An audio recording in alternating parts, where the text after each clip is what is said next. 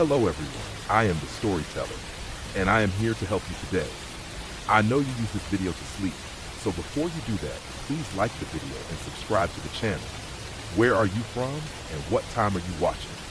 Now relax and listen to my story. It was a chilly October night when I first heard the whispers about the abandoned mansion on the outskirts of Crescent Hollow, a small town tucked away in the rugged hills of Northern California. Locals spoke in hushed tones about its dark past, recounting bizarre happenings and unexplained phenomena that had plagued the old estate for decades. I had always been drawn to mysteries, especially those that sent shivers down your spine. So despite the warnings, I knew I had to see it for myself. I arrived at Crescent Hollow just as dusk was giving way to night. The road that led to the mansion was a narrow, winding stretch of pavement measuring about 2 miles long, lined with ancient oak trees whose gnarled branches reached out like skeletal hands. The air was crisp, and a cold wind rustled through the fallen leaves, carrying with it the unmistakable scent of decay. I parked my car, an aging sedan that had seen its fair share of road trips, and stepped out, my heart pounding with a mix of excitement and dread. The mansion stood approximately 150 feet away from the road, its silhouette looming against the backdrop of a full, luminous moon. Constructed in the late 1800s, the mansion was a grand, yet decaying, testament to a bygone era. Its structure, built primarily of stone and weathered wood, measured nearly 60 feet in height at its tallest point, and its sprawling grounds covered roughly 5 acres. Time had not been kind. Vines clung desperately to the walls, and the once proud facade was now marred by cracks and broken windows. A rusted iron gate, hanging precariously on one hinge, guarded the entrance to the property. Summoning every ounce of courage, I pushed the gate open. It creaked ominously, a sound that seemed to echo into the night. I made my way along a gravel path, each footstep crunching softly until I reached the grand front door. The door, heavy and carved with intricate patterns, was slightly ajar, as if inviting me to uncover the secrets within. Inside, the air was thick with the musty smell of old wood and dust. I switched on my flashlight and took a cautious step into the foyer. The interior was a labyrinth of dark hallways and rooms that stretched out like the maze of an ancient castle. Every room told a story of its former glory, now overshadowed by neglect and mystery. A grand staircase with wooden steps worn smooth by time ascended into darkness. I decided to explore the ground floor first, feeling that it might hold clues to the mansion's haunting past.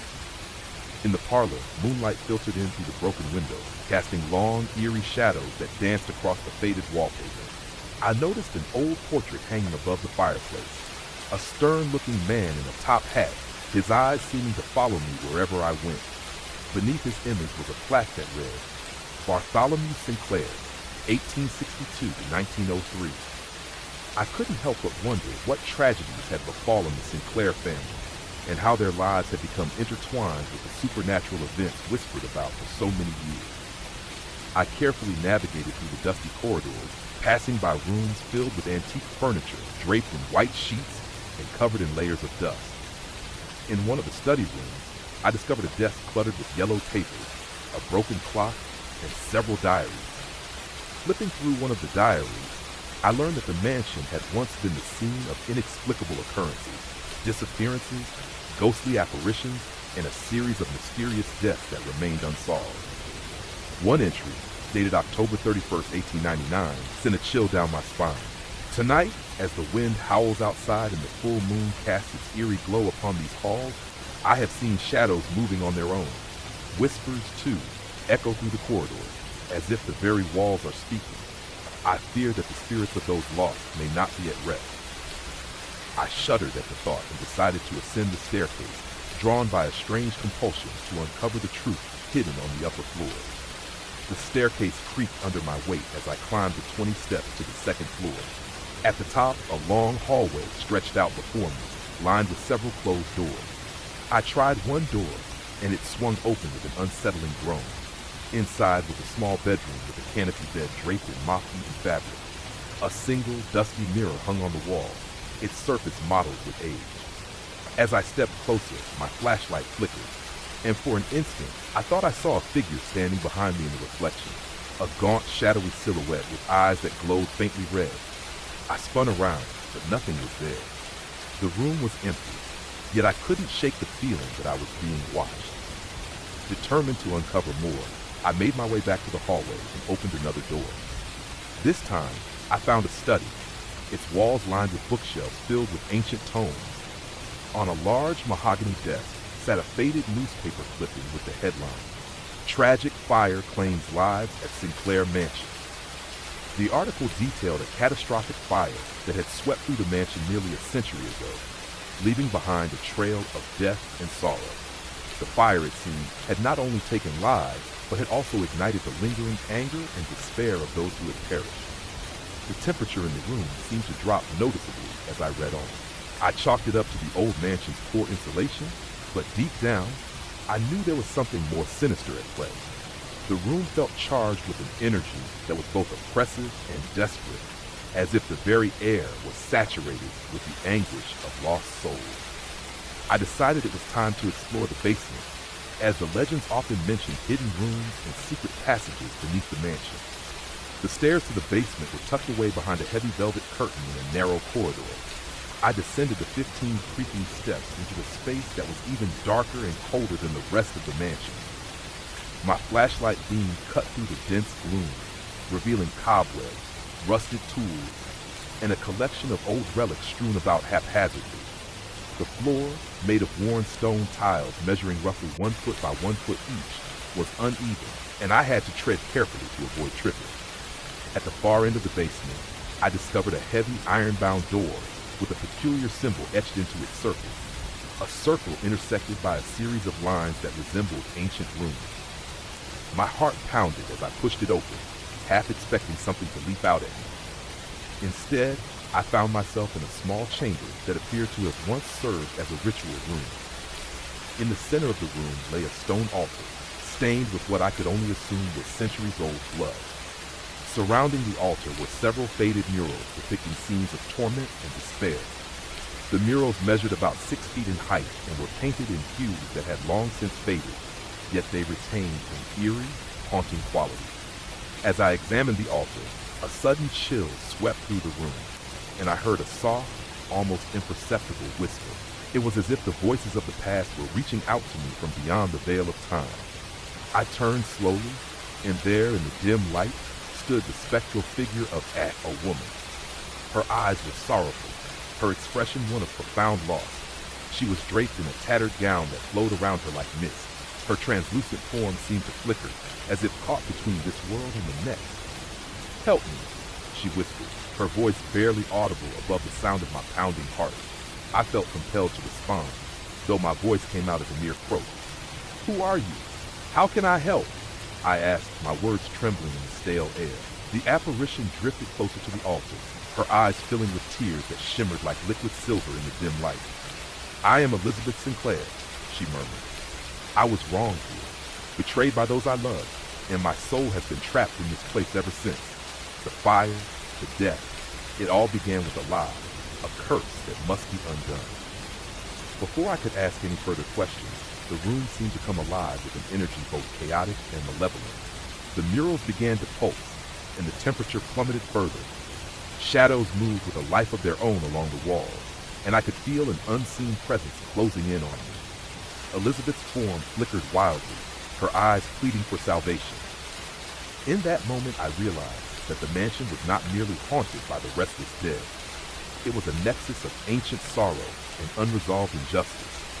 The spirits that dwelled within were trapped by a curse that had taken root long ago, and it was up to someone to break it. I felt an overwhelming urge to help Elizabeth find peace, to set right the wrongs of the past. Determined, I asked, what must be done to lift this curse? Elizabeth's ghostly form steadied as she looked into my eyes with a clarity that belied her spectral nature. "There is a locket," she explained, "hidden somewhere within the mansion. It belonged to my fiancé, Jonathan, who was the true victim of betrayal. He wore it as a token of our love, but it was stolen and used to cast a spell that doomed us both. You must find it and then return it to me here in the chamber. Only then will our souls be free." I nodded, feeling a heavy responsibility settle on my shoulders. With Elizabeth's fading image as my guide, I embarked on a frantic search through the mansion's many hidden recesses. I explored forgotten rooms, dark attics, and secret passageways, each step taking me deeper into the mansion's troubled history. Hours passed, and the mansion seemed to shift around me as if it were alive. The walls groaned and whispered secrets from decades past. Finally, in a small, dusty closet off the main hallway, I discovered a small wooden box measuring about 8 inches long, 6 inches wide, and 4 inches deep. Inside the box lay a delicate silver locket, intricately engraved and tarnished with age. My hands trembled as I picked it up, feeling an inexplicable connection to the artifact. Clutching the locket, I retraced my steps back to the basement. The journey felt surreal, as if the mansion itself were guiding me to the ritual chamber.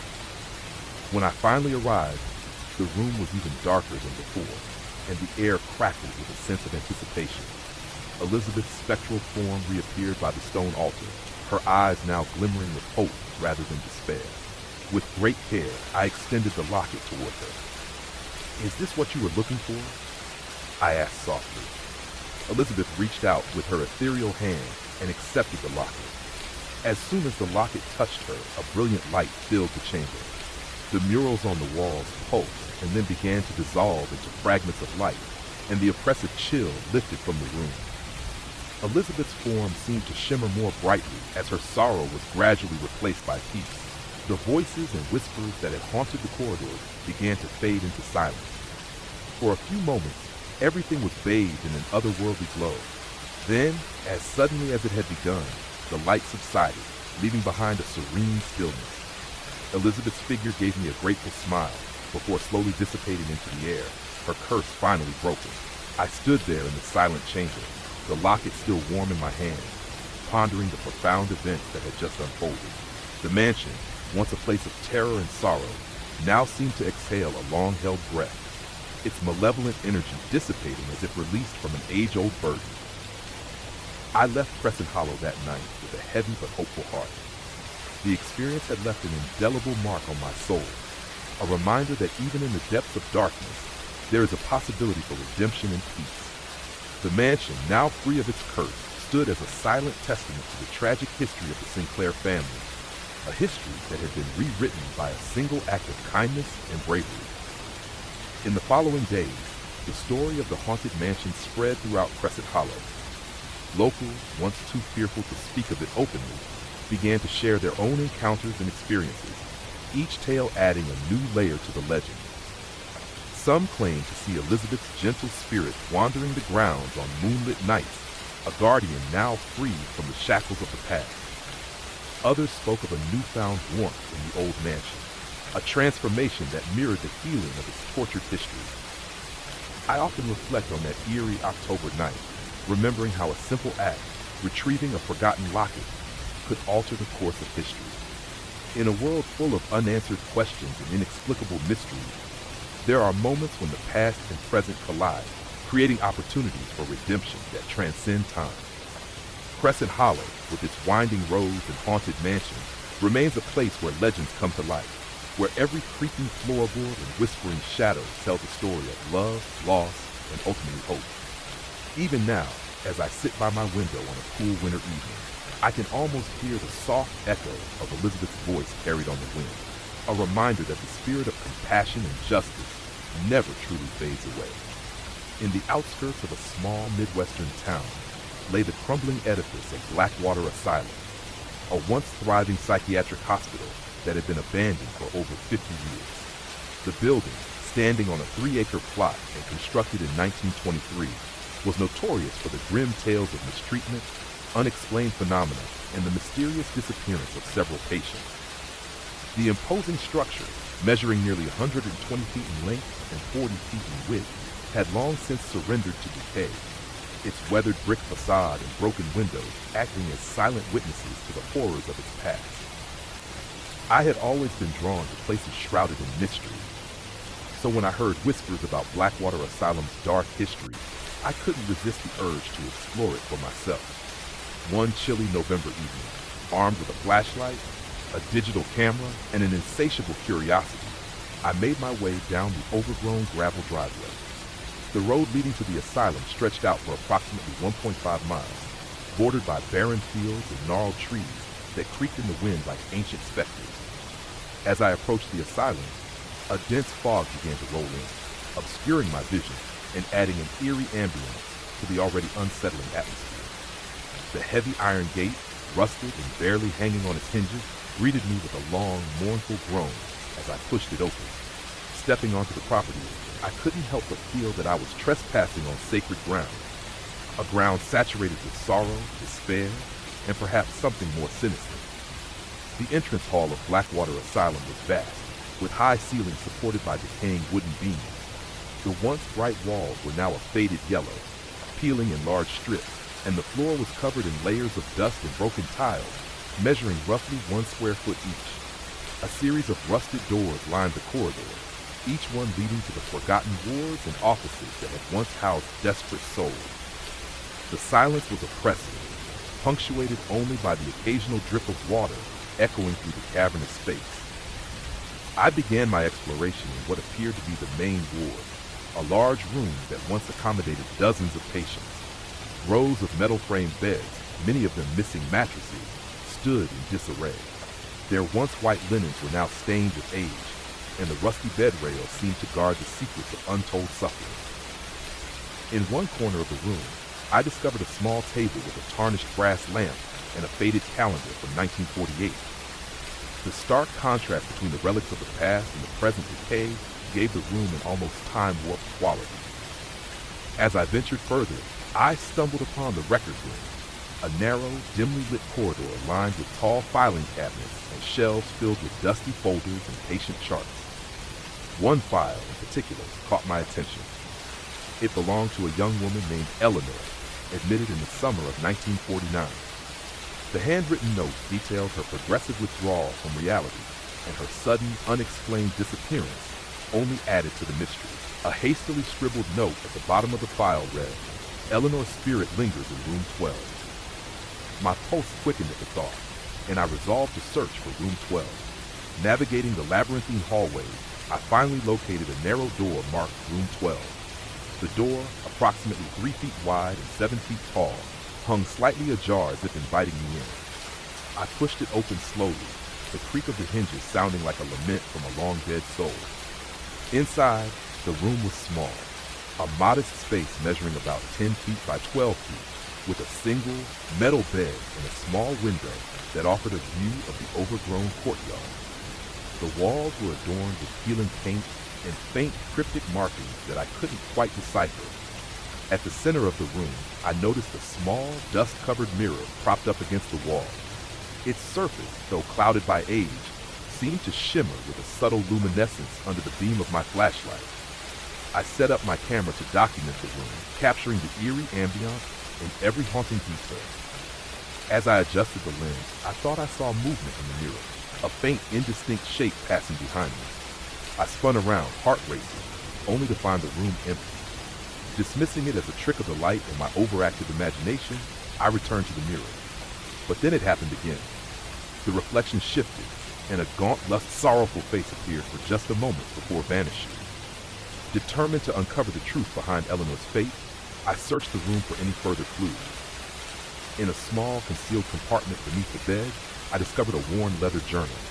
The journal, its pages brittle and yellowed with age, belonged to Eleanor herself. With trembling hands, I began to read the entries, which detailed her descent into despair, her encounters with unseen figures in the corridors, and her growing conviction that she was being watched, even after her disappearance from the hospital. One entry in particular sent shivers down my spine. I see them in the corners of my eyes. They whisper my name, plead with me to join them. I fear that once I step into the darkness, I will never find my way back to the light. The words were a haunting prelude to the tragedy that had overtaken her life. As I closed the journal, a sudden chill swept over me. The temperature in room 12 seemed to plummet by nearly 20 degrees Fahrenheit in a matter of seconds, and a low, almost imperceptible hum filled the air, a sound that resembled a mournful lullaby.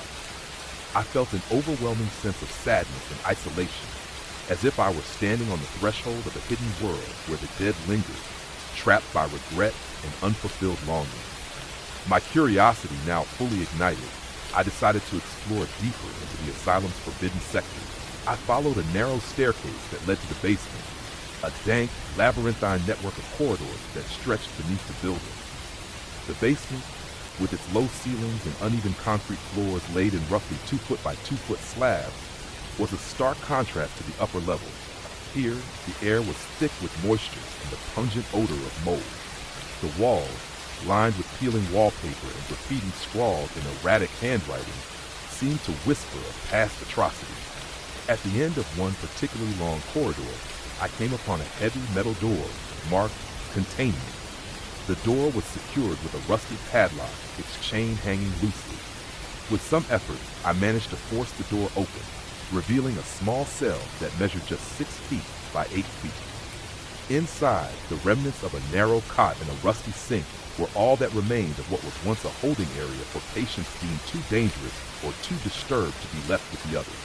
The cell was so small that even my 6-foot frame felt cramped, and the air was so stale that every breath was like inhaling the very essence of despair. In the dim light, I noticed a peculiar detail on the wall, a series of symbols and numbers etched into the concrete. They formed a cryptic code that I couldn't decipher, but the eerie precision of the markings suggested they were more than mere vandalism. As I traced my finger over the symbols, I felt a subtle vibration beneath my skin, as though the wall itself were resonating with a hidden energy. The sensation was unnerving, and I quickly withdrew my hand, my mind racing with questions about the purpose of these markings and the dark rituals they might represent. Returning to the main corridor of the basement, I felt an irresistible pull toward a narrow passageway that branched off to the right. The passage, barely wide enough for a person to squeeze through, led to a small chamber that seemed untouched by time. In the center of the room stood an old wooden desk, its surface covered with dust and scattered papers. On the desk lay a faded map of the asylum, annotated with several red X's marking specific rooms and corridors. One of the X's was circled with particular care, a mark that hinted at a location far more significant than the others. The map indicated a hidden room behind what was once the hospital's treatment room. According to the annotations, this room was used for experimental therapy, a euphemism that sent a chill down my spine. With the map clutched tightly in my hand, I made my way to the treatment room, a long, decaying hallway lined with heavy wooden doors. Each door measured about 3 feet in width, their surfaces scarred by years of neglect and the passage of time. The corridor was bathed in a sickly greenish light that filtered through the grimy windows, casting long, distorted shadows along the floor. After several tense minutes, I found a door that matched the description on the map. It was slightly concealed by an old, tattered curtain that swayed gently in a draft. Pushing the curtain aside, I discovered a narrow opening behind the door. With a deep breath, I stepped into the hidden room. The chamber was remarkably intact compared to the rest of the asylum. It was furnished with a large metal table, several chairs, and a series of peculiar devices that looked both advanced and archaic. One device in particular caught my eye. A contraption with interlocking gears and glass tubes, its purpose inscrutable, but its design hauntingly beautiful. The walls of the room were lined with shelves holding jars filled with various specimens, each labeled with dates and names.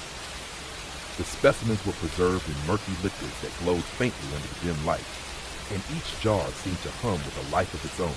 I realized with growing horror that these were not mere scientific experiments, but the remnants of a darker era of human cruelty, a time when the boundaries of ethics were shattered in the name of progress. As I examined the room, the temperature began to drop further, and a palpable sense of foreboding filled the air. The lights on the devices flickered, casting erratic shadows that danced along the walls. A sudden, disembodied whisper echoed through the chamber, uttering Eleanor's name in a voice that was both desperate and mournful. I spun around, my heart pounding, and saw a fleeting glimpse of a spectral figure drifting near one of the shelves, a pale, sorrowful face that mirrored the anguish detailed in Eleanor's journal. The apparition seemed to beckon me toward a locked cabinet in the far corner of the room. With trembling hands, I approached it and discovered that the cabinet was secured with a heavy padlock. The padlock, measuring about 4 inches in length, was rusted shut, but as I touched it, the whispering grew louder, as if urging me to open it. Gathering my courage, I fumbled with an old set of keys I had found in the record room earlier that evening.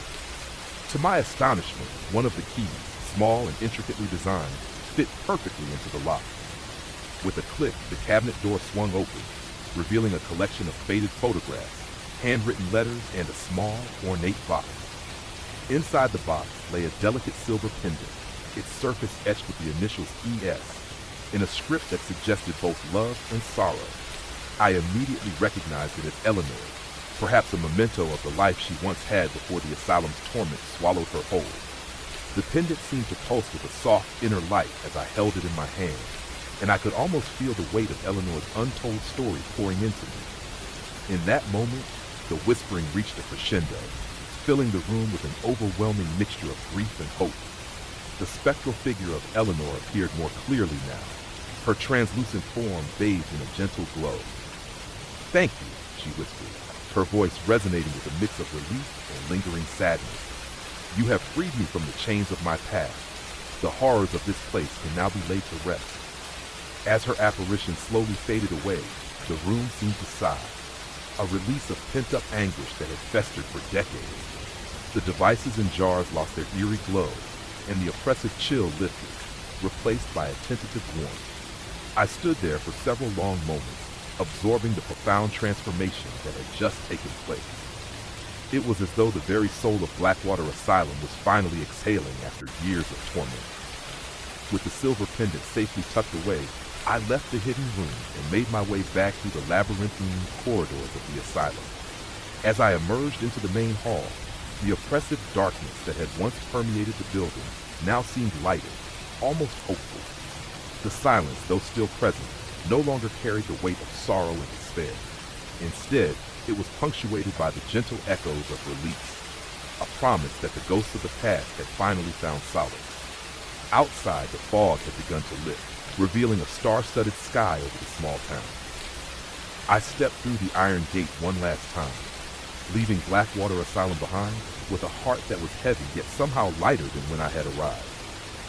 I knew that the story of this forsaken place would forever be etched into my memory, a testament to the resilience of the human spirit and the enduring power of compassion, even in the darkest of settings.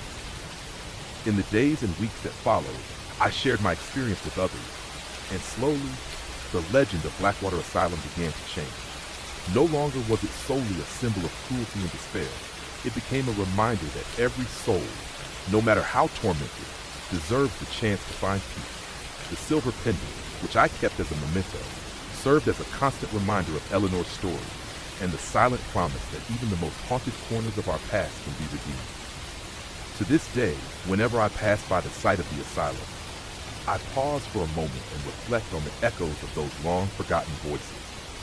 The building stands as a somber relic of a painful history, yet it also whispers of hope, a hope that transcends the boundaries of life and death.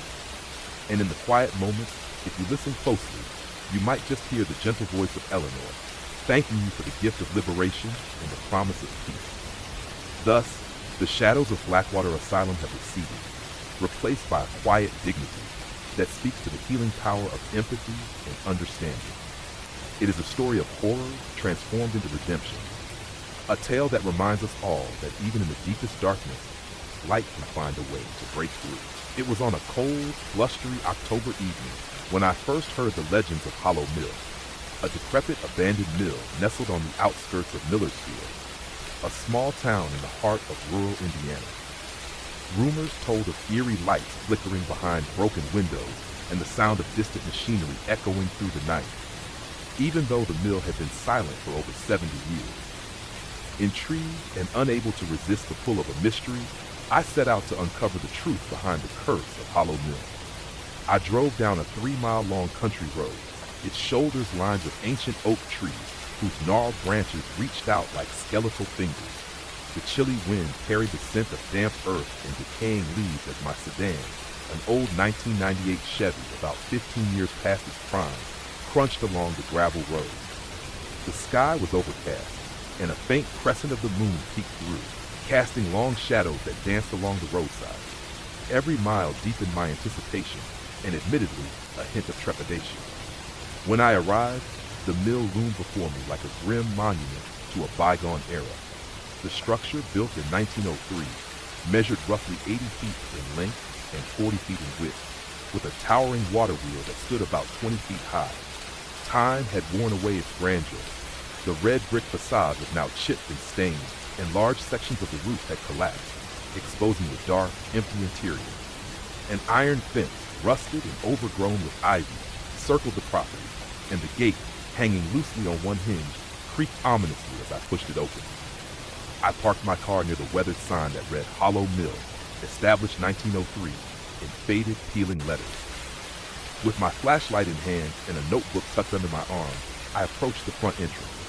The heavy wooden door, once reinforced with metal studs, now sagged on its hinges, its surface scarred by years of neglect and vandalism. I pushed it open, the door groaning in protest, and stepped into a large, shadowed hall. Inside, the air was stale and thick with the smell of damp wood and rust. My flashlight beam revealed cobwebs draped in every corner and broken machinery scattered across the floor. I measured the main hall at roughly 30 feet long by 15 feet wide, and every step I took sent echoes bouncing off the cold stone walls. As I advanced, I began to see remnants of the mill's former life. Old tools, rusted gears, and water-stained documents that hinted at long-forgotten operations. I found a narrow staircase leading to a second level that overlooked the main floor. Carefully, I ascended the creaking steps, each one measuring about 14 inches in height. At the top, the corridor was dimly lit by shafts of moonlight filtering through the broken roof panels. I paused before a large ornate window that offered a panoramic view of the surrounding property, a 5-acre plot overrun with wild grasses and clusters of dead trees. Beyond the property, the dark forest loomed, its dense thicket stretching for nearly 200 yards, as if guarding the mill's secrets. On the second floor, I discovered a room that appeared to have once served as the miller's office. The room was small, roughly 12 feet by 10 feet, and contained a sturdy oak desk, a battered ledger, and a faded photograph of a smiling family in front of the mill. The ledger, its pages yellowed with age, was filled with handwritten entries documenting daily operations, financial transactions, and even notes about unusual occurrences. One entry, dated October 3rd, the wheel turned of its own accord, though no water flowed. A whispering sound filled the air, as if voices from the depths of the river were calling out. I fear what this might portend. The entry was unsigned, leaving me to wonder if the writer had been as frightened as I was now. I carefully jotted down a few notes in my own ledger, feeling as though I was retracing the steps of someone caught in the midst of a long-forgotten horror. Determined to delve deeper into the mysteries of Hollow Mill, I returned to the main floor and explored the cavernous space where the water wheel once dominated. The wheel, though motionless, still retained a ghost of its former grandeur. Its wooden paddles were broken and waterlogged, and the central axle was encrusted with rust. As I circled the massive structure, I noticed a narrow passageway behind it, nearly hidden by shadows. The passage was just wide enough for a person to slip through, a gap measuring about 2 feet wide and 6 feet tall. With heart pounding in my chest, I squeezed through the gap. On the other side, I found myself in what appeared to be the mill's old storage room. The room was cramped, measuring only about 15 feet by 10 feet, and lined with tall shelves that held decaying sacks of grain, broken tools, and old photographs. One photograph in particular caught my eye. It depicted a group of workers standing proudly in front of the mill, their faces smiling yet haunted by an indefinable sorrow. On the back of the photograph, scrawled in faded ink, were the words, "May the curse be lifted by the light of truth." I couldn't help but feel that these words were meant as a warning, or perhaps a plea for redemption. The silence in the storage room was oppressive, and as I examined the photograph, I heard a faint sound, a soft, rhythmic tapping that seemed to echo through the room. I turned slowly, shining my flashlight around, but saw nothing out of the ordinary. The tapping grew louder and more insistent, resonating as though it were coming from within the walls themselves. Following the sound, I discovered a loose floorboard near one of the shelves. Carefully prying it up with a crowbar I had found in a toolbox, I revealed a small, hidden compartment. Inside the compartment lay a silver pocket watch, its surface engraved with intricate designs and a series of numbers that read 12. Oddly enough, the watch was still ticking, its rhythmic pulse, the very sound I had heard. As I held the watch, a cold chill ran through my body, and the tapping sound abruptly ceased. I felt as if I were holding a key to a mystery that spanned over a century. The pocket watch seemed to beckon me, urging me to follow its silent command. I retraced my steps and climbed back up to the second floor. There, at the far end of the corridor, I discovered a narrow door that had been concealed behind a tattered curtain. The door, only about 3 feet wide and 7 feet tall, was locked with an old padlock, its surface corroded with rust. On the door, faint etchings hinted at symbols and letters I couldn't decipher immediately. With trembling fingers, I used a hairpin to pick the lock, a trick I had learned in college during a summer of misadventure, and the door creaked open. Inside, I entered a small circular room that measured approximately 10 feet in diameter. At the center of the room was a pedestal made of worn granite, upon which rested an ancient leather-bound book. The book, covered in dust and sealed with a frayed ribbon, exuded an aura of mystery. I carefully opened it, and the pages revealed a series of accounts written in spidery handwriting. They described a series of tragic events, accidents, inexplicable machinery malfunctions, and the mysterious deaths of several mill workers over the years. The entry spoke of a curse placed upon the mill by a scorned woman who had lost her child in a terrible accident near the mill's dam. Her grief had turned to bitter vengeance, and she had sworn that the souls of the innocent would forever be trapped within the machinery, doomed to relive their final moments in endless torment. One entry in the book described the day of the accident in vivid detail. It recounted how the dam, constructed with the labor of many local families, had failed on a fateful night when the water level reached 15 feet high. The surge of water had swept through the mill, carrying away the lives of nearly 20 workers. The account ended with a desperate plea. Only the true light of truth can break the curse. Seek the hidden relic and let the spirits be at peace. As I finished reading, the air in the circular room began to thicken, and I sensed a presence, an overwhelming sorrow mingled with anger, looming behind me. I turned slowly, and in the dim light I saw her, a translucent figure of a woman, her eyes filled with tears, and her expression etched with eternal grief. She wore a long, flowing dress that fluttered as if caught in a perpetual breeze.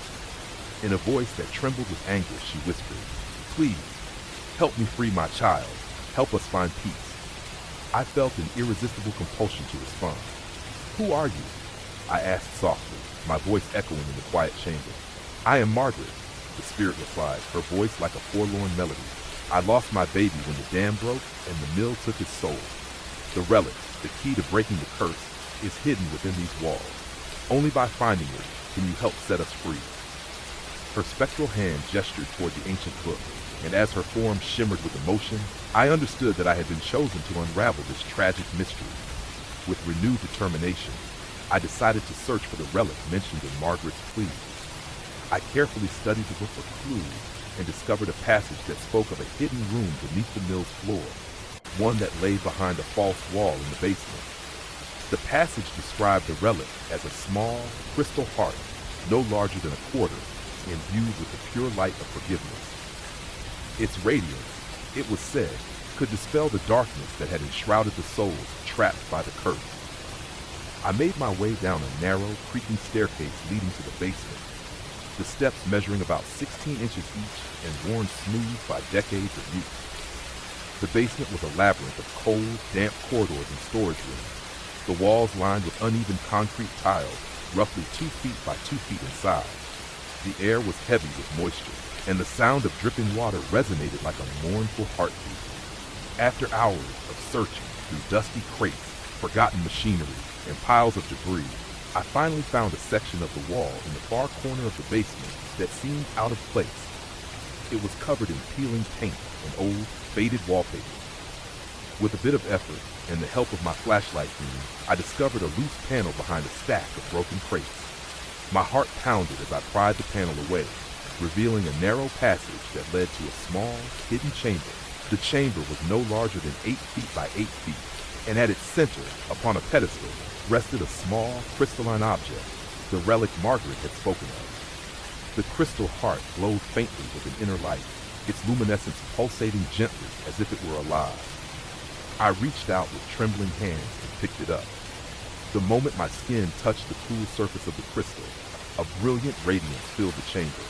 The oppressive chill lifted, replaced by a warmth that seemed to thaw the decades of sorrow enshrouding the place. The sound of distant voices, once muffled by the curse, began to merge into a harmonious chorus, a symphony of relief and redemption. In that luminous glow, I heard Margaret's voice once more, softer now, imbued with gratitude. "Thank you," she whispered, and her figure appeared one final time before me. "You have brought light to our darkness. My child and I, along with all those who have suffered here, can now find peace." As the words faded, the spectral forms of the lost souls, seen in fleeting glimpses in the corners of the chamber, began to dissipate into the light. Clutching the crystal heart tightly, I left the hidden chamber and returned to the main floor of Hollow Mill.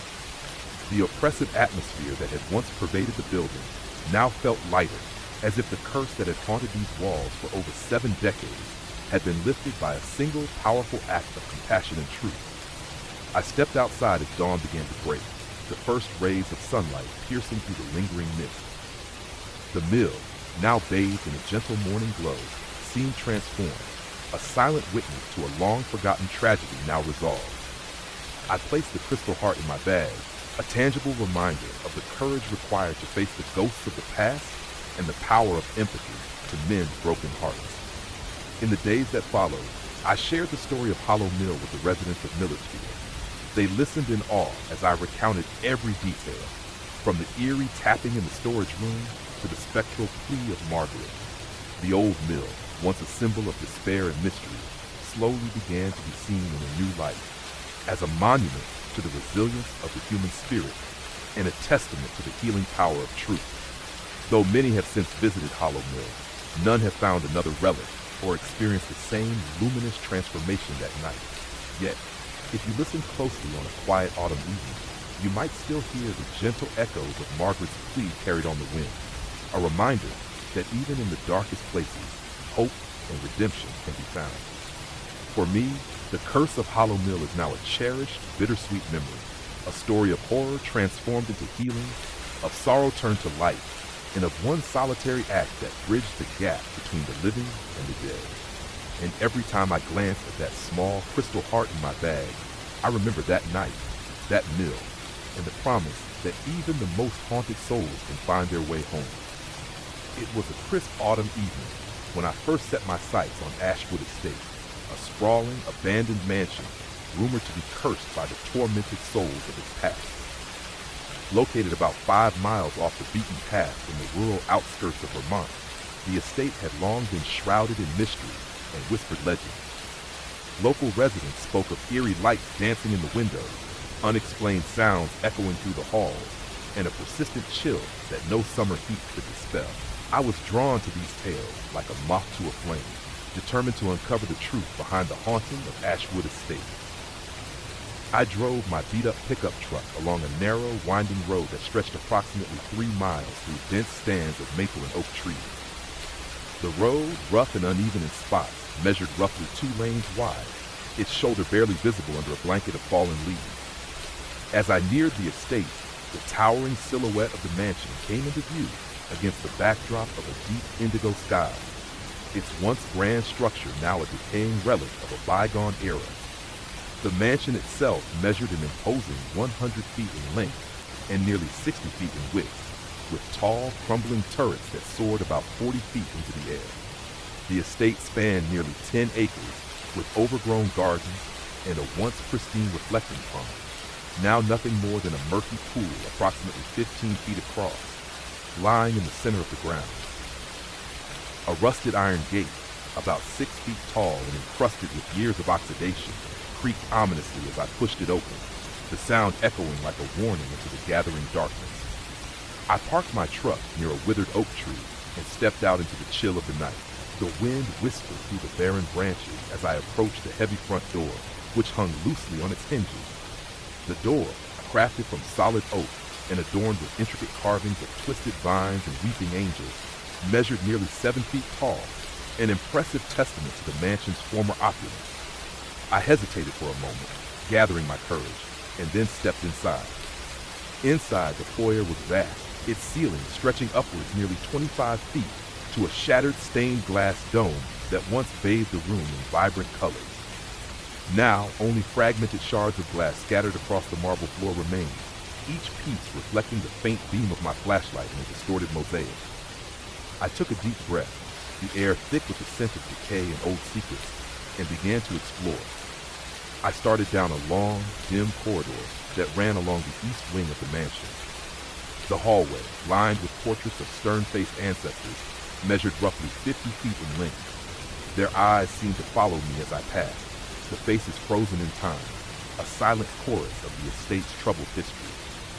Every few steps, the worn wooden floorboards, each roughly 1 foot long and 6 inches wide, groaned under my weight, as if the mansion itself were alive and lamenting the intrusion. At the end of the corridor, I came upon a grand parlor. Moonlight streamed through a massive window, about 8 feet wide and 10 feet tall, its glass cracked in multiple places. The room, once used for lavish gatherings, now lay in disarray. Tattered draperies hung from a broken chandelier that dangled precariously from a ceiling 20 feet high.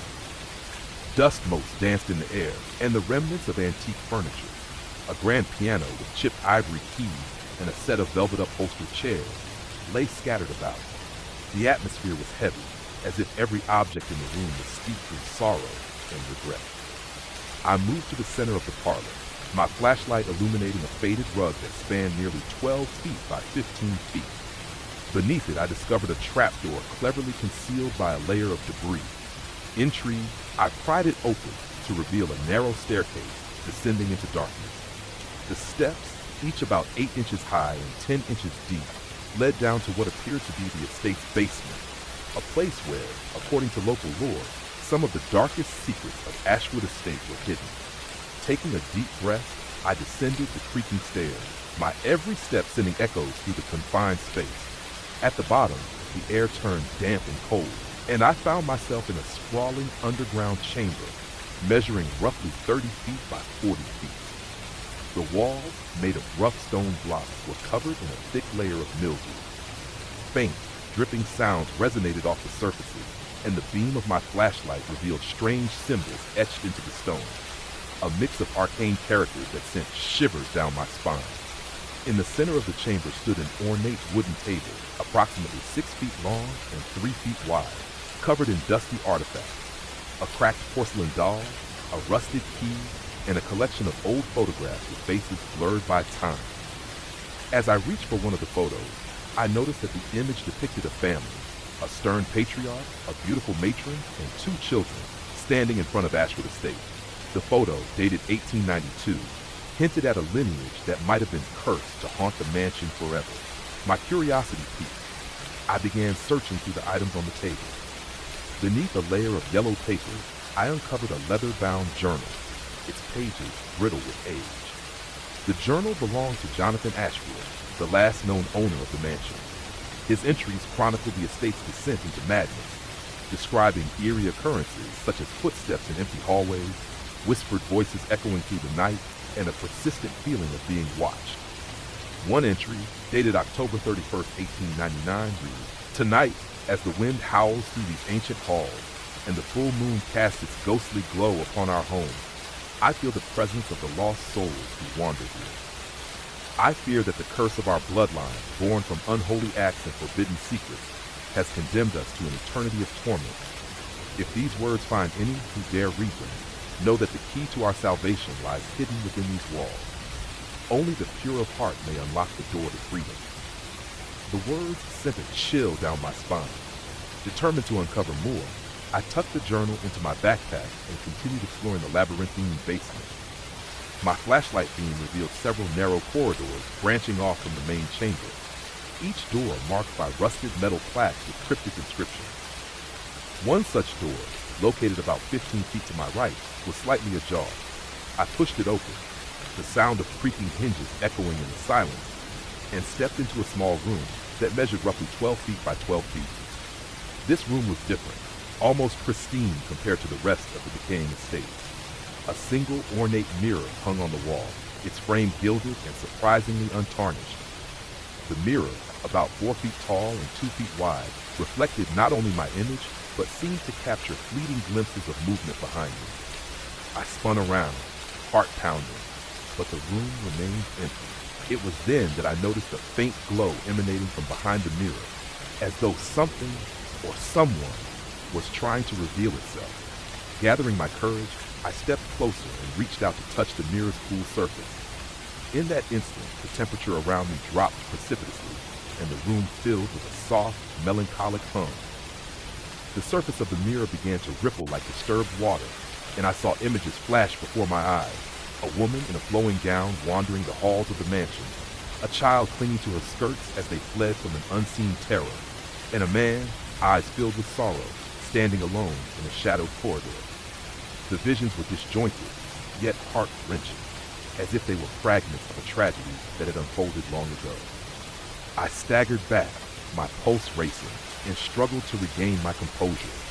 The mirror's glow faded, leaving only the dim light of my flashlight to illuminate the room. I left the room with more questions than answers and returned to the main chamber of the basement. There, I reviewed the items on the ornate table once more and found a small, intricately carved wooden box tucked away in a corner. The box, measuring about 8 inches by 6 inches, had a delicate latch that seemed to beckon me to open it. Inside the box, nestled on a bed of faded velvet, was a silver locket, its surface embossed with the initials M.A., presumably for Margaret Ashwood, the once beloved daughter of the family. The locket shone with a subtle radiance under the beam of my flashlight. I carefully opened it, revealing a miniature portrait of a young girl with sorrowful eyes and a faint smile. As I held the locket in my hand, I felt a surge of empathy and a sense of duty to help lift the curse that haunted Ashwood Estate. Clutching the locket in the journal, I retraced my steps and made my way back upstairs. The long corridor in the east wing seemed even more foreboding now, its 50-foot stretch lined with more portraits and relics of a troubled past. I decided to explore the master bedroom next, a room that once measured 20 feet by 25 feet, now in disrepair, with a grand 4-poster bed draped in decaying, once elegant fabric. The room was eerily silent, the only sound the distant creak of the wind outside through broken windows. Near the bed, on an old vanity that spanned about 4 feet in width, I discovered a handwritten note. It was penned in elegant looping script and read, "The key to our redemption lies within the heart of Ashwood. Return the locket to its rightful resting place, and the souls burdened by our sins may finally know peace." The note did not specify where the heart of Ashwood was, but I suspected it might be hidden somewhere deep within the mansion, a secret room or an altar dedicated to the family's tragic past. Driven by a newfound resolve, I spent the next several hours scouring the estate. I searched behind false walls, under loose floorboards in the corridors, and in a series of concealed nooks that I had overlooked during my initial exploration. After nearly 2 hours of fruitless wandering, I discovered a narrow door concealed behind a heavy, faded tapestry in a long-forgotten hallway. The door, only about 2 feet wide and 7 feet tall, was almost invisible against the dark wood paneling of the wall. With a trembling hand, I pushed it open and found myself in a small, circular chamber that measured roughly 10 feet in diameter. At the center of the room was a stone pedestal, its surface worn smooth by centuries of use. Carved deeply into the pedestal was a heart-shaped indentation that seemed designed to hold an object of significance. The atmosphere in the chamber was charged with an energy that bordered on the electric. The only light came from a series of flickering candles set around the perimeter of the room, each candle mounted on a wrought iron sconce about 3 feet above the ground.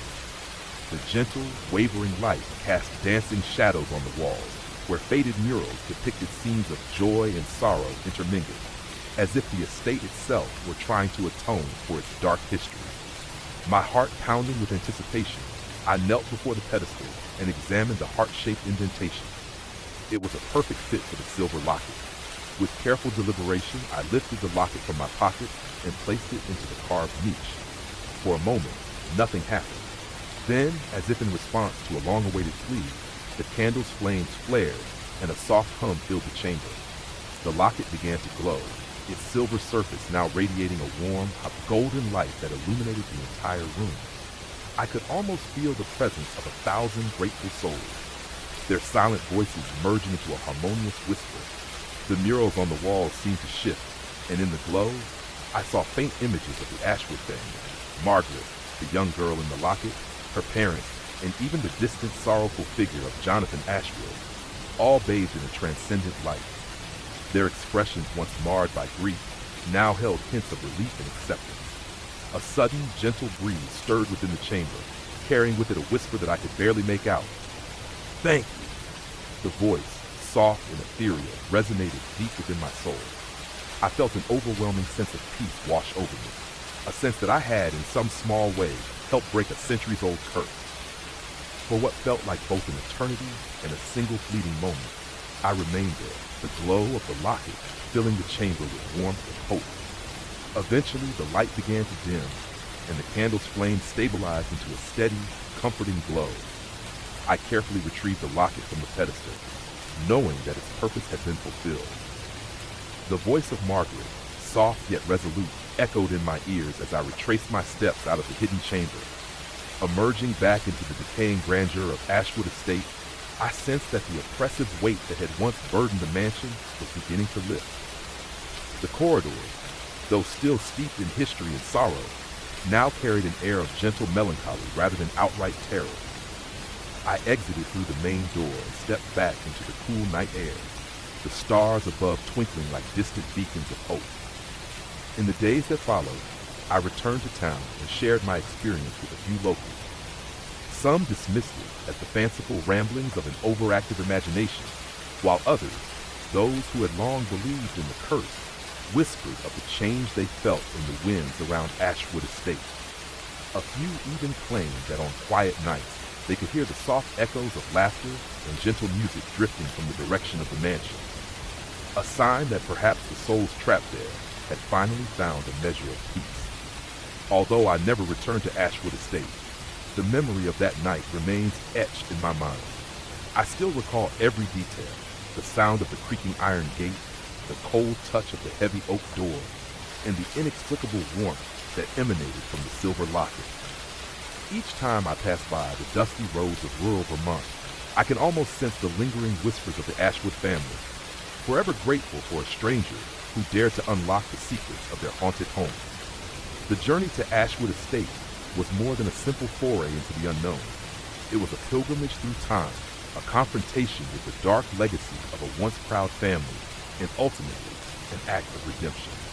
In that old mansion, where sorrow and regret had once reigned supreme, the simple act of returning a locket to its rightful place had set free the tortured souls who had been bound there for over a century. Now, whenever I hear the rustle of leaves on a cold October night, I think back to the whispered thanks of the Ashwood family. I remember the gentle glow of the candles in the hidden chamber and the soft, eternal hum that promised that even in the deepest shadows, hope could be rekindled. And although Ashwood Estate now stands silent and weathered, a relic of a tragic past, it also serves as a testament to the power of compassion and the enduring human spirit. In the quiet corners of our world, there are still mysteries waiting to be unraveled, and sometimes a single act of kindness is enough to break even the most ancient of curses. The whispers of Ashwood Estate will forever remind me that no matter how dark our history may be, redemption is always within reach, if only we have the courage to seek it. It was a bitterly cold November night when I first heard the legend of Ravenwood Park, a vast, desolate tract of land on the outskirts of a small town in upstate New York, rumored to be haunted by the restless spirits of a forgotten past. The park, sprawling over nearly 50 acres of dense forest and abandoned clearings, had long been a source of both fascination and dread for the local residents. They spoke in hushed tones of inexplicable lights, eerie sounds, and a looming presence that haunted the darkest hours of the night. Despite the warnings, my curiosity and a deep-seated love for the mysterious drew me to Ravenwood Park like a moth to a flickering lantern. I set out in my trusty four-wheel drive truck along a winding rural road, approximately 10 miles long, which snaked its way through dense clusters of pine and oak trees. The road was narrow, just a single lane in each direction, and its shoulders, roughly 2 feet wide, were barely visible beneath a blanket of fallen leaves and snow. The chill in the air was biting, and a thick fog rolled in as the sun dipped below the horizon, cloaking the world in a ghostly gray mist. After nearly 30 minutes of driving, I reached the entrance to Ravenwood Park. A rusted, half-collapsed wooden sign hung askew on an iron post that measured about 8 feet tall, its faded lettering barely legible, "Welcome to Ravenwood Park." I parked my truck near the sign and stepped out into the cold night. The park's main trail, a narrow dirt path about 4 feet wide, beckoned me forward into the murk of the forest. As I ventured deeper into the park, the trees grew taller and thicker. Their gnarled branches reached overhead like skeletal arms, creating a canopy that blocked out most of the weak moonlight. The ground, uneven and scattered with roots and rocks, each roughly 6 to 12 inches in diameter, was slick with moisture. Every crunch of snow and crack of twig underfoot sounded unnervingly loud in the silence of the night. After walking for roughly half an hour, I stumbled upon a clearing dominated by the ruins of an old mansion known as Ravenwood Manor. The mansion, once a grand estate built in 1887, had fallen into disrepair long ago.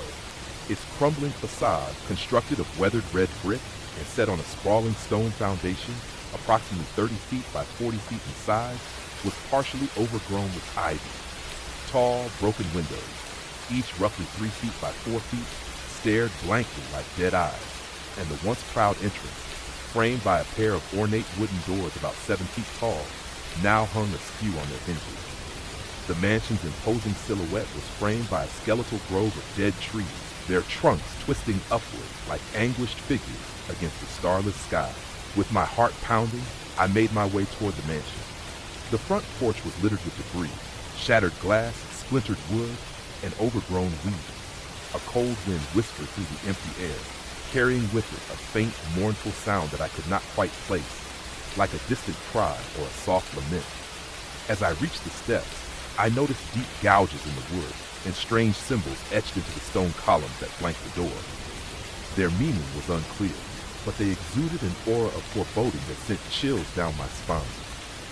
Pushing the creaking door open, I stepped into a grand foyer that measured approximately 20 feet by 15 feet. The once opulent interior was now a decaying relic of the past. High ceilings, around 18 feet in height, were partially obscured by thick cobwebs. Faded wallpaper, peeling from the walls in large, tattered strips, revealed the original plaster beneath. A grand staircase, its wooden steps worn smooth over decades, led upward into darkness.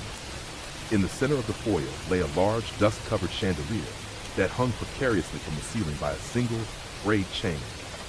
I shone my flashlight around the room, its beam cutting through the gloom. My light fell upon a series of portraits along the wall. Formal, somber faces dressed in Victorian attire, each framed in ornate gold leaf. Their eyes seemed to follow my every move, as if silently recounting tales of sorrow and regret. I paused before one portrait in particular, a woman with striking blue eyes and an expression of quiet despair.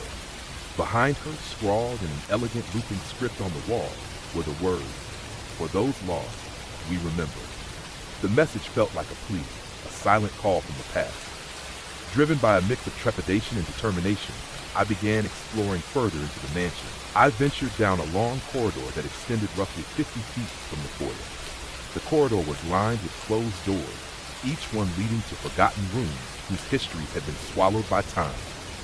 The floorboards creaked underfoot with every step, as though protesting my intrusion. Halfway down the hall, I noticed a door left slightly ajar, its cracked frame beckoning me to discover what lay behind it. Inside the room, I found what appeared to have once been a formal library. The room measured about 25 feet by 20 feet and was dominated by tall, dust-laden bookshelves that stretched nearly 12 feet high. Many of the books, their spines cracked and pages yellowed with age, lay scattered across a large mahogany desk that dominated the center of the room. A broken armchair sat in one corner, its stuffing spilled out like memories long forgotten. As I approached the desk, I noticed a leather-bound journal with a cracked clasp, its cover embossed with the initials R.A., likely for Ravenwood Ashwood, the former master of the estate. I carefully opened the journal, its pages fragile beneath my fingertips. The journal chronicled a series of strange events that had plagued Ravenwood Manor decades ago. One entry, dated October 13, 1895, sent a fresh wave of dread through me. Tonight, as the winds howl outside and the moon hides behind the darkened clouds, I sense a presence in these halls, a whisper in the silence. Shadows that do not belong here move of their own accord, and I fear that the souls of our ancestors, wronged and forsaken, wander restlessly. May God forgive us, for I feel the curse tightening its grip around my heart. The words were a stark reminder of the tragedy that had unfolded in these very walls. I couldn't shake the feeling that I was not alone, that unseen eyes were watching me from the depths of the mansion. Just as I closed the journal, a soft, almost imperceptible sound echoed behind me, a gentle tapping, like the delicate wrapping of fingernails on wood. I spun around, my flashlight beam dancing wildly across the room, but found no one there, only the ghostly silence of a place long abandoned. Unsure of what else to expect, I decided to continue my exploration upstairs. The staircase, a grand structure of dark, polished wood, led to a landing at the top of the mansion. The landing was a narrow corridor, roughly 30 feet long, with several doors lining each side. I hesitated at one door in particular, a door slightly ajar, its once bright red paint now dulled by time. Pushing it open, I entered what appeared to be a master bedroom. The room was vast, about 30 feet by 25 feet, and exuded an air of faded luxury. A large four-poster bed, draped in heavy moth-eaten curtains, dominated one side of the room. The bed, standing nearly 7 feet tall from the floor to the top of its carved headboard, looked more like a monument to lost grandeur than a place for sleep. On a dressing table across from the bed lay a collection of antique trinkets and a cracked mirror, its surface reflecting a distorted-laughed, ghostly image of the room. I noted with a shiver that the mirror's edges were etched with delicate symbols, reminiscent of those I had seen in the foyer. As I turned to leave the room, I was struck by the sound of soft sobbing that seemed to emanate from behind the walls. It was a sorrowful sound, low and mournful, that made my skin crawl. I approached the wall and pressed my ear against its cold, rough surface, but the sobbing soon faded into an eerie silence. I couldn't tell if it was the wind playing tricks or the anguished cry of a tormented soul trapped within these decaying walls. Determined to get to the bottom of the mystery, I retraced my steps back to the foyer and decided to explore the basement, a place rumored to hold the darkest secrets of Ravenwood Manor. I found a narrow door hidden behind a tattered tapestry in a dimly lit corner of the foyer. The door, about 2 feet wide and 7 feet tall, led to a steep, narrow staircase descending into the depths below.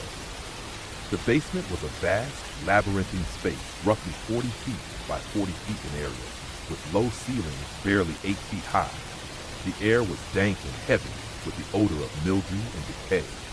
Dim light filtered through small, high windows that were covered with layers of grime, casting ghostly beams across the uneven stone floor.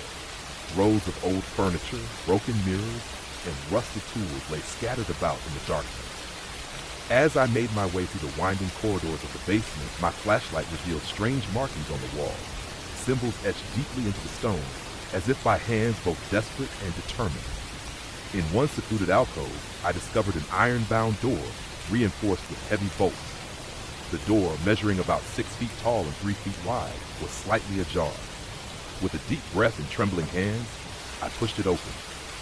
Beyond the door lay a small chamber, no larger than 12 feet by 12 feet, that felt distinctly colder than the rest of the basement.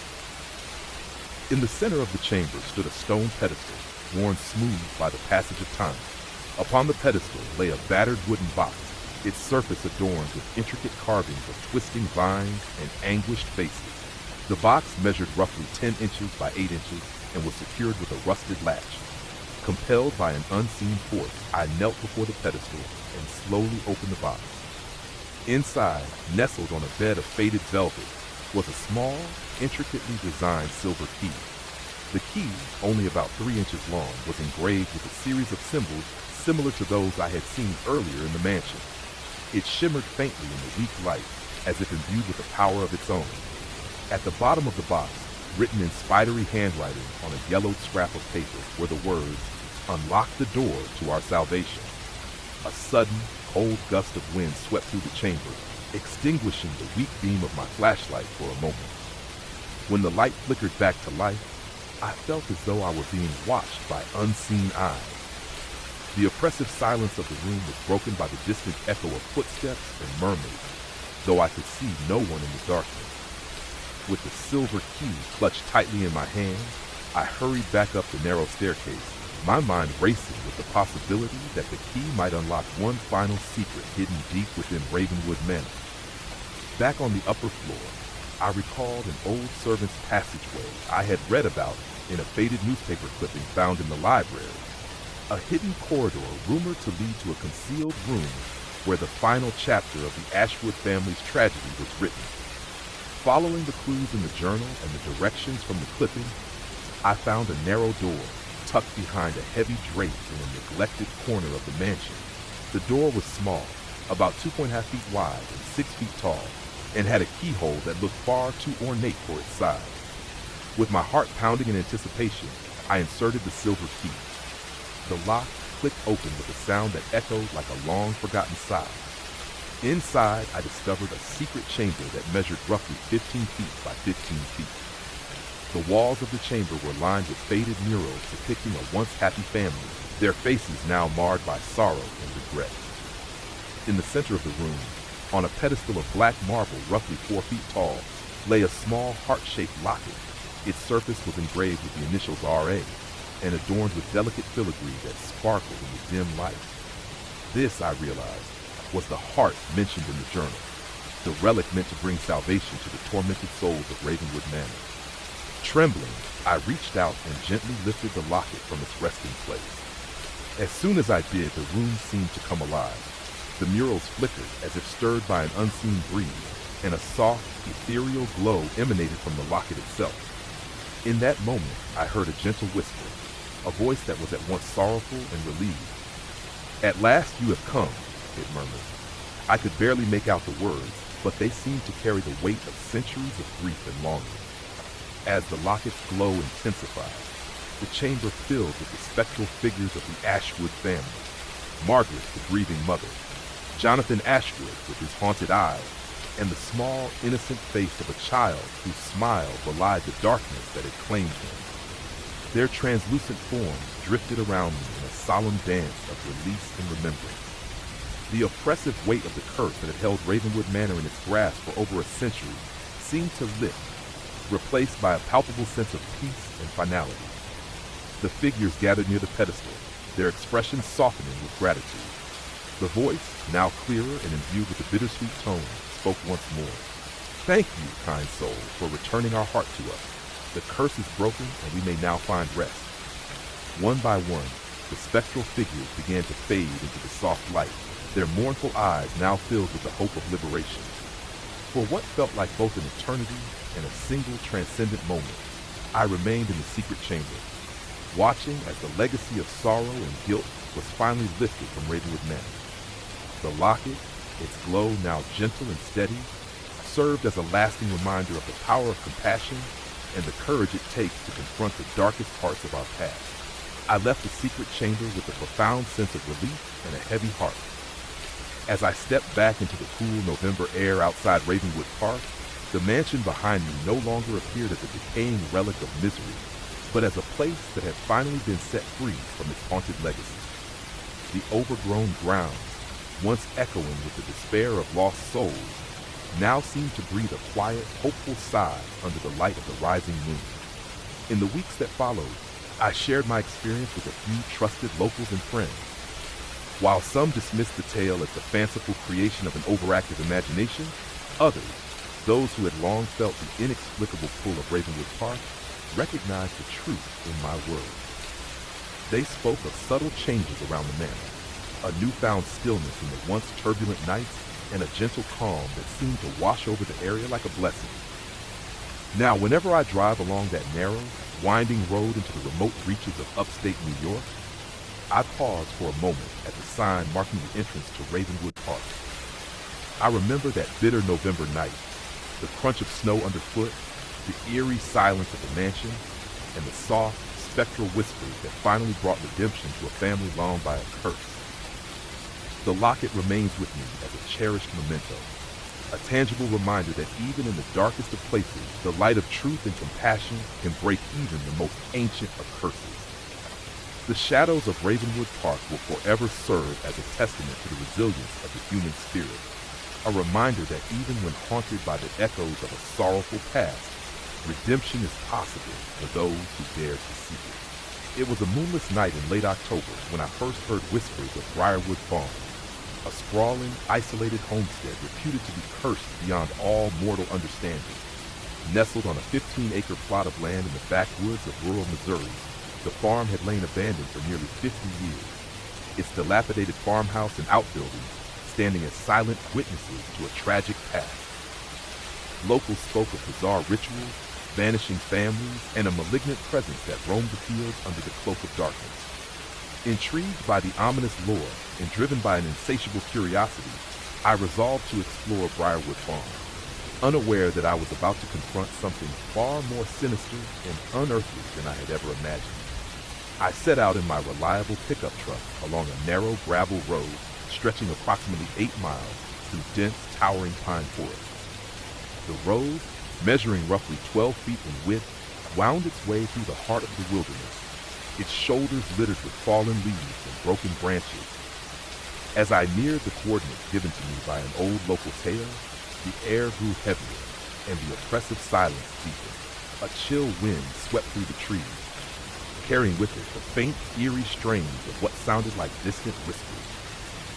After about an hour of driving, I came upon the weathered iron gate marking the entrance to Briarwood Farm. The gate, standing at about 7 feet tall and encrusted with rust, creaked ominously as I pushed it open. Beyond lay a long, overgrown driveway, approximately 300 feet in length, lined with dead, gnarled trees whose skeletal branches clawed at the sky like desperate hands.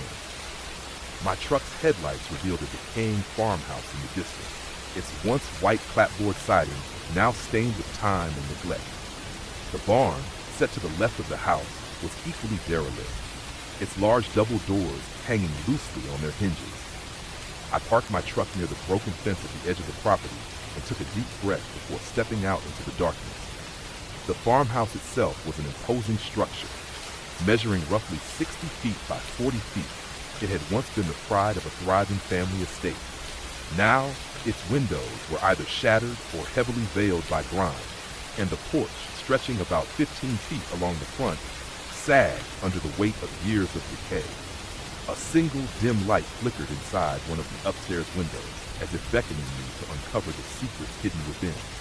I advanced cautiously to the front door, which was slightly ajar, revealing a dark interior that swallowed the light of my flashlight beam. The heavy oak door, weathered by countless storms, creaked in protest as I pushed it open. Inside, the air was thick with the musty scent of mold and decay. My flashlight revealed a grand foyer that stretched nearly 20 feet high, its walls lined with peeling wallpaper and tarnished family portraits whose eyes seemed to follow my every move. Every step I took on the creaking hardwood floor echoed like a dirge in the silence.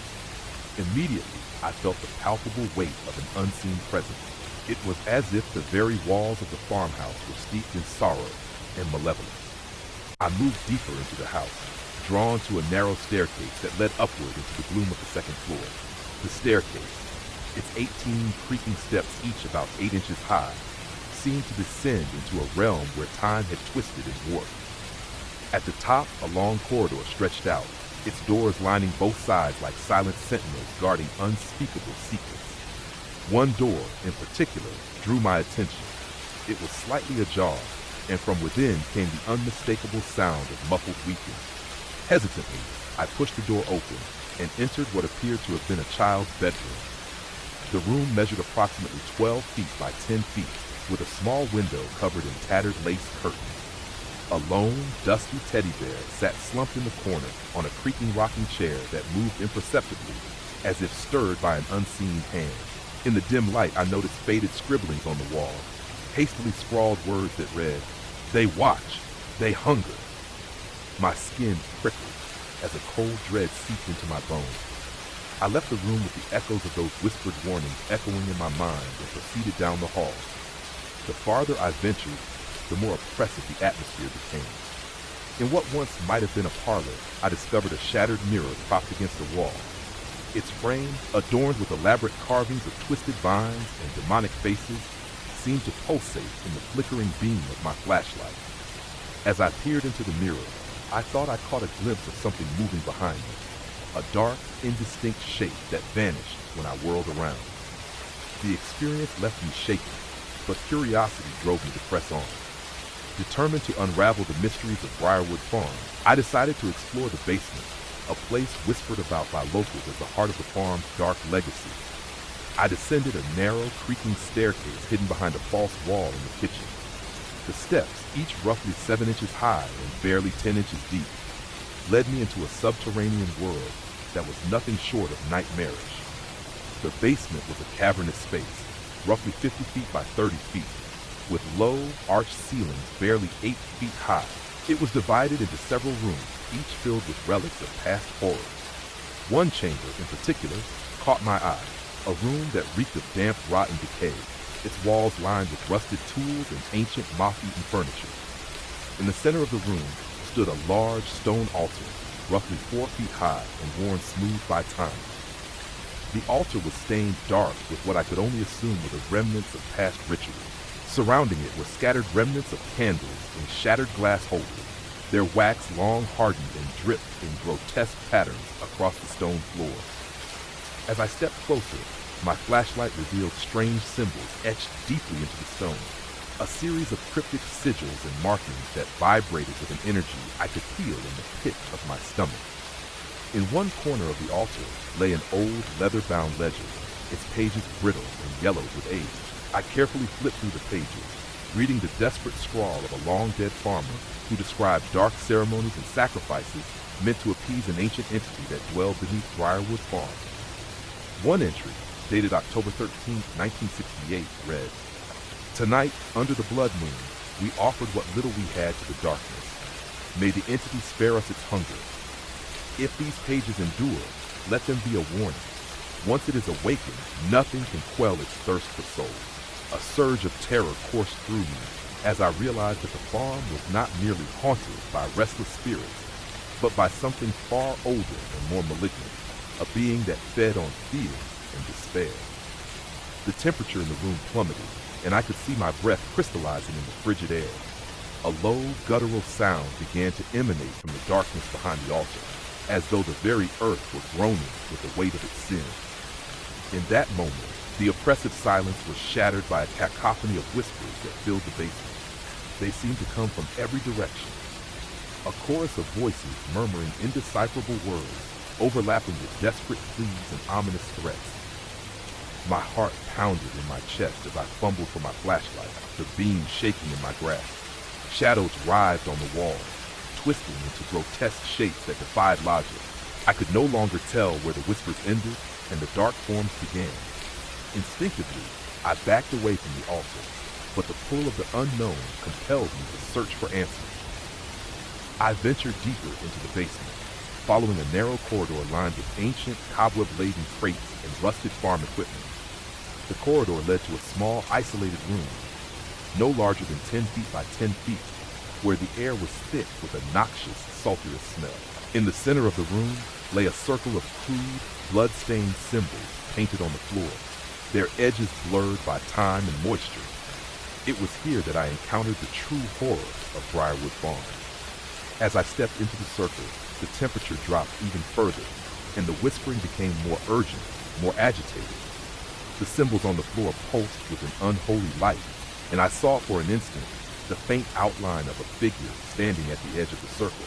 It was a tall, gaunt form shrouded in tattered robes that seemed to ripple like smoke. Its eyes, if they could be called that, glowed with a malevolent, otherworldly light.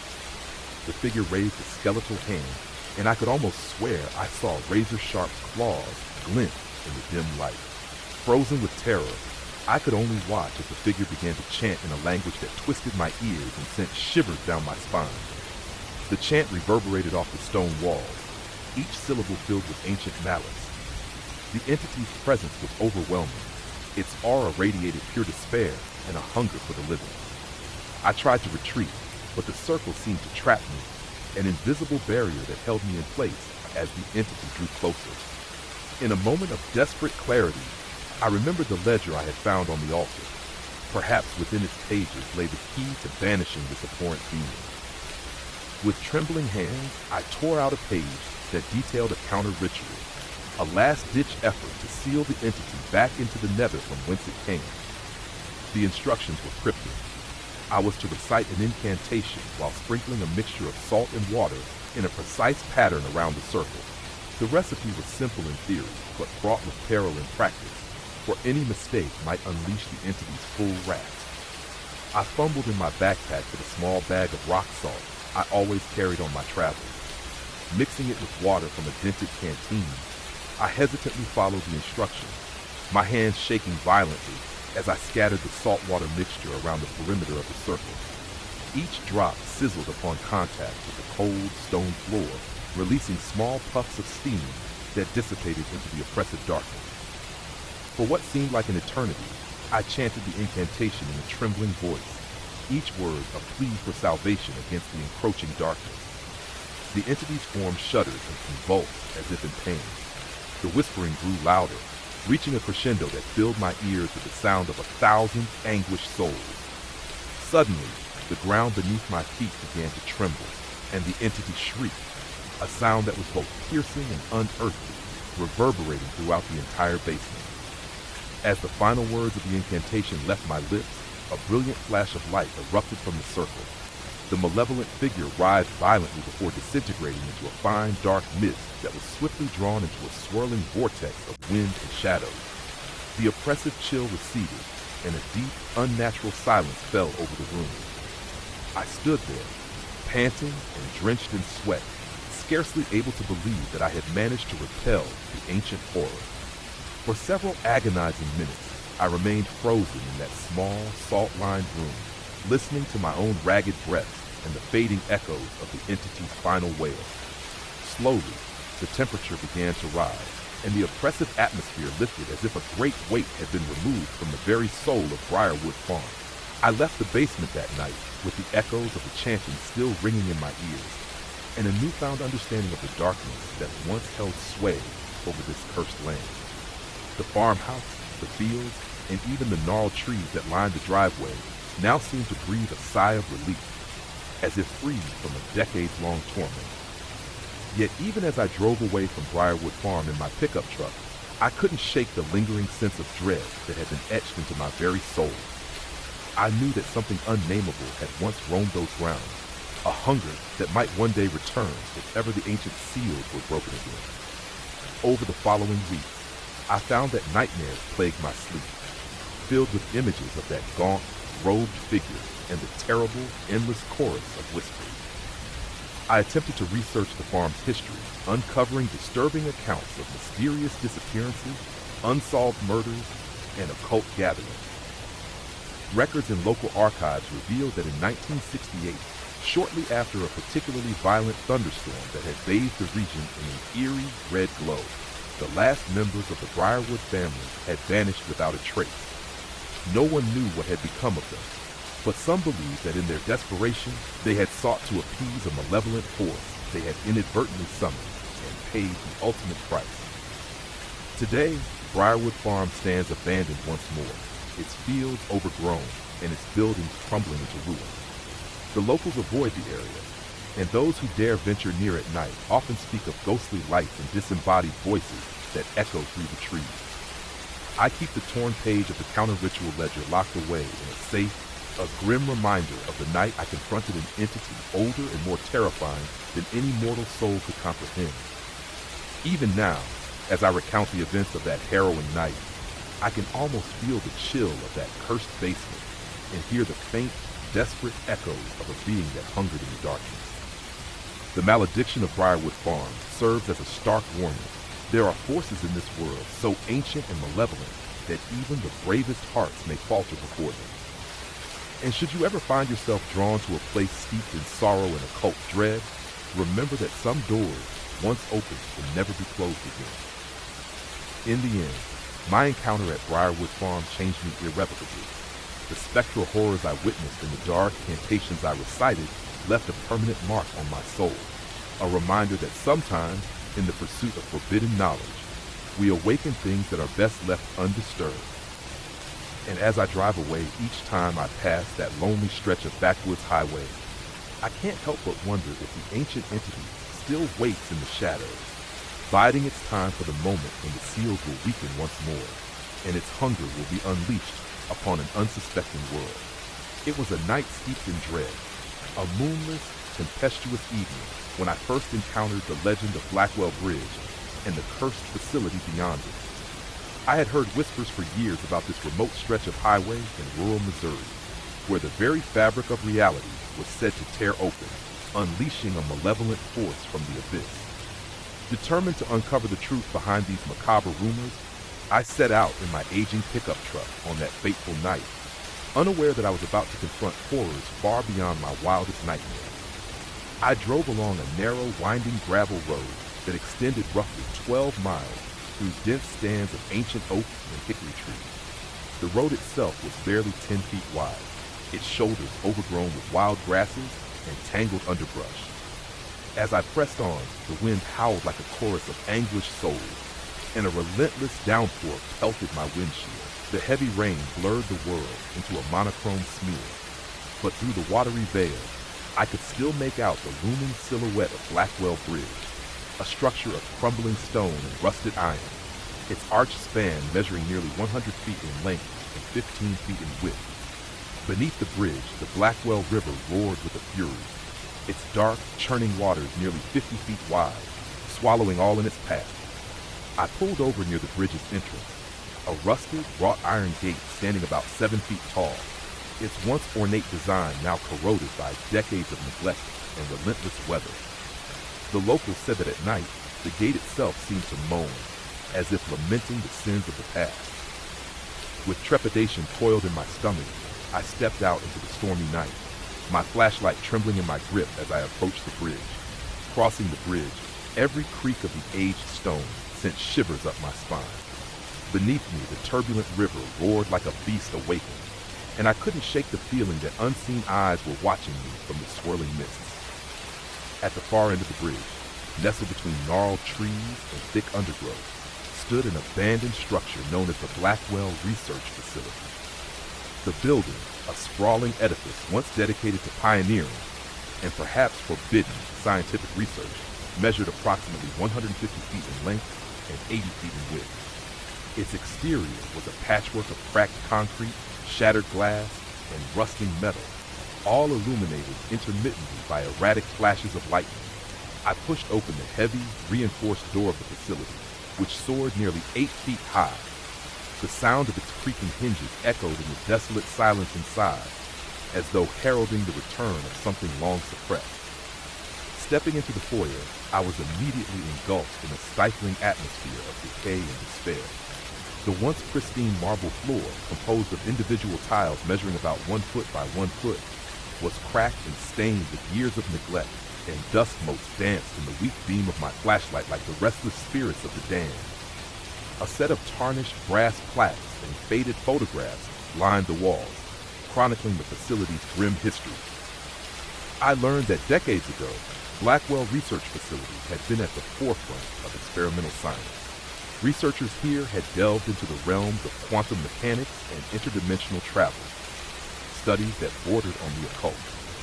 Rumor had it that one fateful experiment tore a small rift in the veil between our world and an unspeakable abyss, unleashing a force that could warp reality and drive even the sanest minds to madness. Driven by a mix of scientific curiosity and mounting dread, I ventured deeper into the labyrinthine corridors of the facility.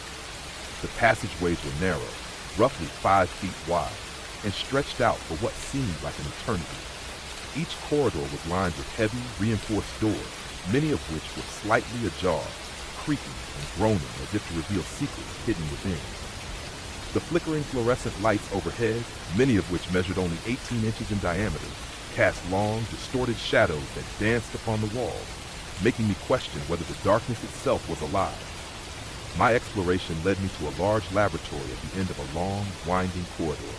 The lab, measuring nearly 40 feet by 25 feet, was a scene of chaotic abandonment.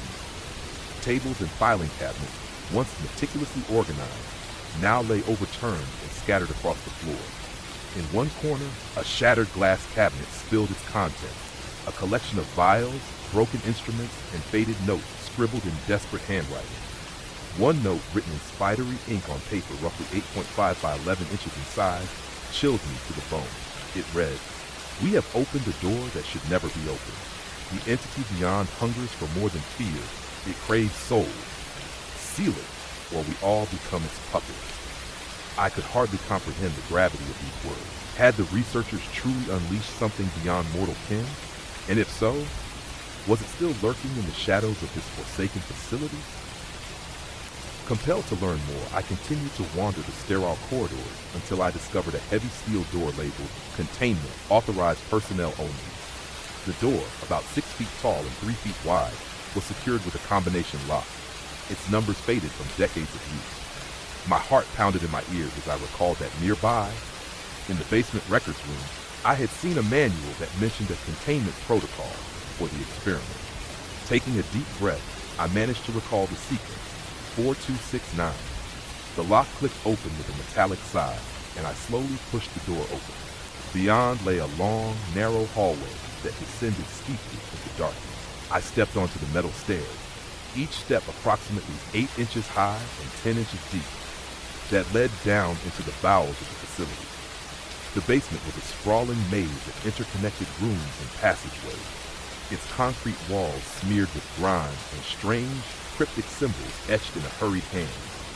My flashlight beam trembled as I scanned the area, and I soon realized that the air grew colder with every step downward, as though I were approaching the heart of an unnatural winter. In one of the largest chambers of the basement, a room spanning roughly 60 feet by 40 feet, I found what appeared to be the remnants of the original containment chamber. At its center, on a raised platform about 5 feet high, lay a circular device, roughly 4 feet in diameter, constructed of a strange alloy that shimmered with an eerie iridescence. Surrounding the device was a ring of arcane symbols, each about 2 to 3 feet across, painted in what looked like dried blood.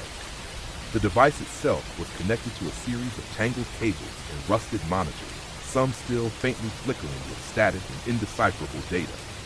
As I approached the platform, I sensed an overwhelming presence, a weight upon my very soul. The device pulsed with a dull, rhythmic glow, almost as if it were alive. I could hear a low, resonating hum emanating from within it, growing louder with every step I took. Suddenly, a door on the far side of the chamber slammed shut on its own, and a searing gust of icy wind swept through the room. In that moment, I felt as though I were not alone. Shadows seemed to stretch and contort, whispering in a language I could neither understand nor forget. Before I could react further, the containment device flared with blinding light, and the room was filled with a cacophony of agonized shrieks and discordant whispers. My flashlight flickered wildly, and for a brief, terrible instant, I glimpsed a vision of impossible horror. A shapeless, writhing mass of darkness, tendrils of shadow reaching out like grotesque arms, eyes burning with infernal fire emerging from the void. I staggered backwards, nearly tripping over a fallen metal chair, as the vision seared itself into my memory. With a surge of adrenaline, I retreated from the chamber, my mind racing to comprehend what I had just witnessed. Had the experiment truly torn open a gateway to an abyss beyond our world? And if so, was the entity still trapped within that containment device? Or had it already slipped into the corridors of the facility, seeking to infect everything in its path? Driven by a desperate need for answers, I retraced my steps to a small archival room near the main staircase. This room, measuring about 12 feet by 12 feet, was lined with rows of filing cabinets and dusty shelves containing fragile documents, photographs, and research notes. There, I discovered a logbook written by one of the lead scientists. The logbook, its pages yellowed and brittle, recounted the harrowing events that had unfolded on the night of the experiment, One entry, dated November 2nd, 1972, read, "At 11:47 p.m., we observed anomalies in the quantum field. The containment unit's energy reading spiked to levels previously unimaginable. Our instruments indicate a breach, an opening to what can only be described as an abyss. All personnel are to evacuate immediately. We fear the entity has been set free." The entry ended abruptly, as if the writer had been interrupted by an overwhelming force. My hands trembled as I read these words, realizing that the catastrophe had occurred long ago. Yet, something in the facility suggested that the breach had never been fully sealed. The entity, once awakened, might have been lurking in the hidden recesses of Blackwell Research Facility all these years, waiting for another chance to break free. Determined to find definitive proof, I resolved to explore the farthest reaches of the basement, where I recalled reading about a sealed-off section known as Sector D. The corridor leading to Sector D was narrow, just 4 feet wide, and its walls were covered with peeling, cryptic murals that depicted grotesque figures and monstrous forms in contorted agony. The door to Sector D was heavily barricaded with a thick metal plate, approximately 5 feet high and 3 feet wide. Using a crowbar I found among the debris, I pried the plate loose with considerable effort, my heart pounding as I did so. Inside Sector D was a cold, dark chamber that stretched nearly 30 feet by 20 feet. This area was in worse condition than the rest of the basement. Its concrete walls were scarred by deep gouges, and the floor was littered with broken glass, twisted metal fragments, and the remnants of scientific equipment. In the center of the room, I discovered a large, sealed safe embedded in the wall. The safe was about 3 feet wide, 4 feet tall, and 2 feet deep, its surface pitted with corrosion. A faded label on its door read, "Project Abyss, do not open." My pulse quickened as I considered the possibility that this safe might contain the final records, or even the key, to understanding what had been unleashed. With a mixture of dread and resolve, I searched the room for any tools that might help me open the safe. In a nearby cabinet, I found an old, rusted set of lockpicking tools. After several agonizing minutes of fumbling with the lock, I managed to force it open with a loud metallic clang that echoed through the silent chamber. Inside, I found a trove of documents, photographs, and a peculiar small artifact, a cube roughly 8 inches on each side, composed of a material that seemed to absorb light. The cube was etched with intricate, unearthly symbols that pulsed faintly with a sickly green glow. A handwritten note, attached to the cube with a brittle strip of tape, read, "The cube is the key. Seal it in the heart of the abyss, or it will unleash chaos beyond reckoning." The significance of this artifact was as clear as it was terrifying. The researchers had not only attempted to breach the veil between worlds, but had also created a containment device, a talisman designed to keep the abyss at bay. But now, the cube lay forgotten in a safe, its power dormant yet ominously present. At that moment, the facility shuddered violently as if reacting to my intrusion. The lights flickered and died, plunging me into near total darkness, save for the feeble glow of the cube. A cold, unyielding wind whipped through the corridor, carrying with it the unmistakable sound of distant, tormented wails. I could feel the presence of the entity intensifying, a malevolent force that seemed to pray me. With no time to lose, I gathered the documents in the cube, stuffing them into my backpack. I had to escape. As I hurried back through the maze-like corridors, every step felt like a battle against unseen forces. The temperature continued to drop, and the oppressive atmosphere pressed in on me from all sides. At one point, I could have sworn I saw ghostly figures drifting just out of sight, lab coats and twisted visages that vanished as soon as I turned to look. Finally, I emerged back into the main foyer of the facility. The storm outside had only intensified. Rain lashed the broken windows, and thunder boomed overhead. I didn't dare linger any longer. I retraced my path to Blackwell Bridge, each step a frantic dash against time and a rising tide of dread. As I reached the bridge, I glanced back one last time at the hulking silhouette of Blackwell Research Facility. In that fleeting moment, I saw a ripple of darkness pass over its broken facade, as if the entity had sensed my departure and was reclaiming its dominion. I climbed into my truck, my hands shaking on the steering wheel, and sped away along the narrow road. the vision of that abyssal horror seared permanently into my mind. In the weeks and months that followed, I struggled to make sense of what had transpired that night. I contacted local historians and even sought out retired employees of Blackwell Research Facility, but many claimed not to remember the incident, while others, in hushed tones, admitted that some doors should never be opened. The torn page of the containment protocol, the logbook entries, and the mysterious cube all haunted my dreams, a constant reminder of the abyss that lay just beyond our understanding.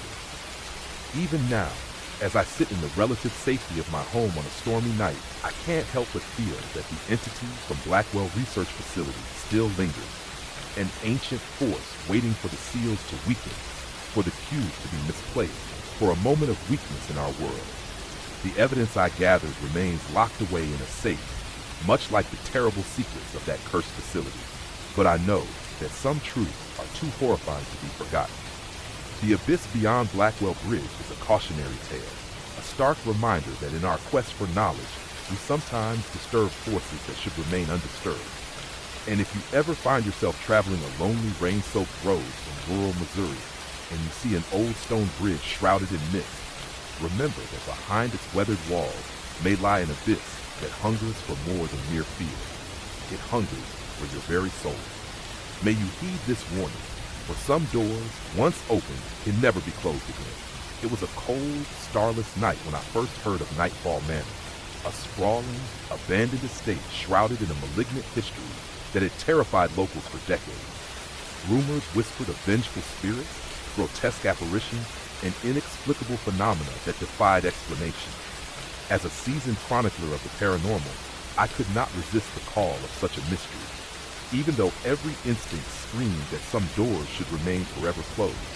I set out in my trusty 1998 Ford pickup, its headlights barely cutting through the murk of a moonless autumn night.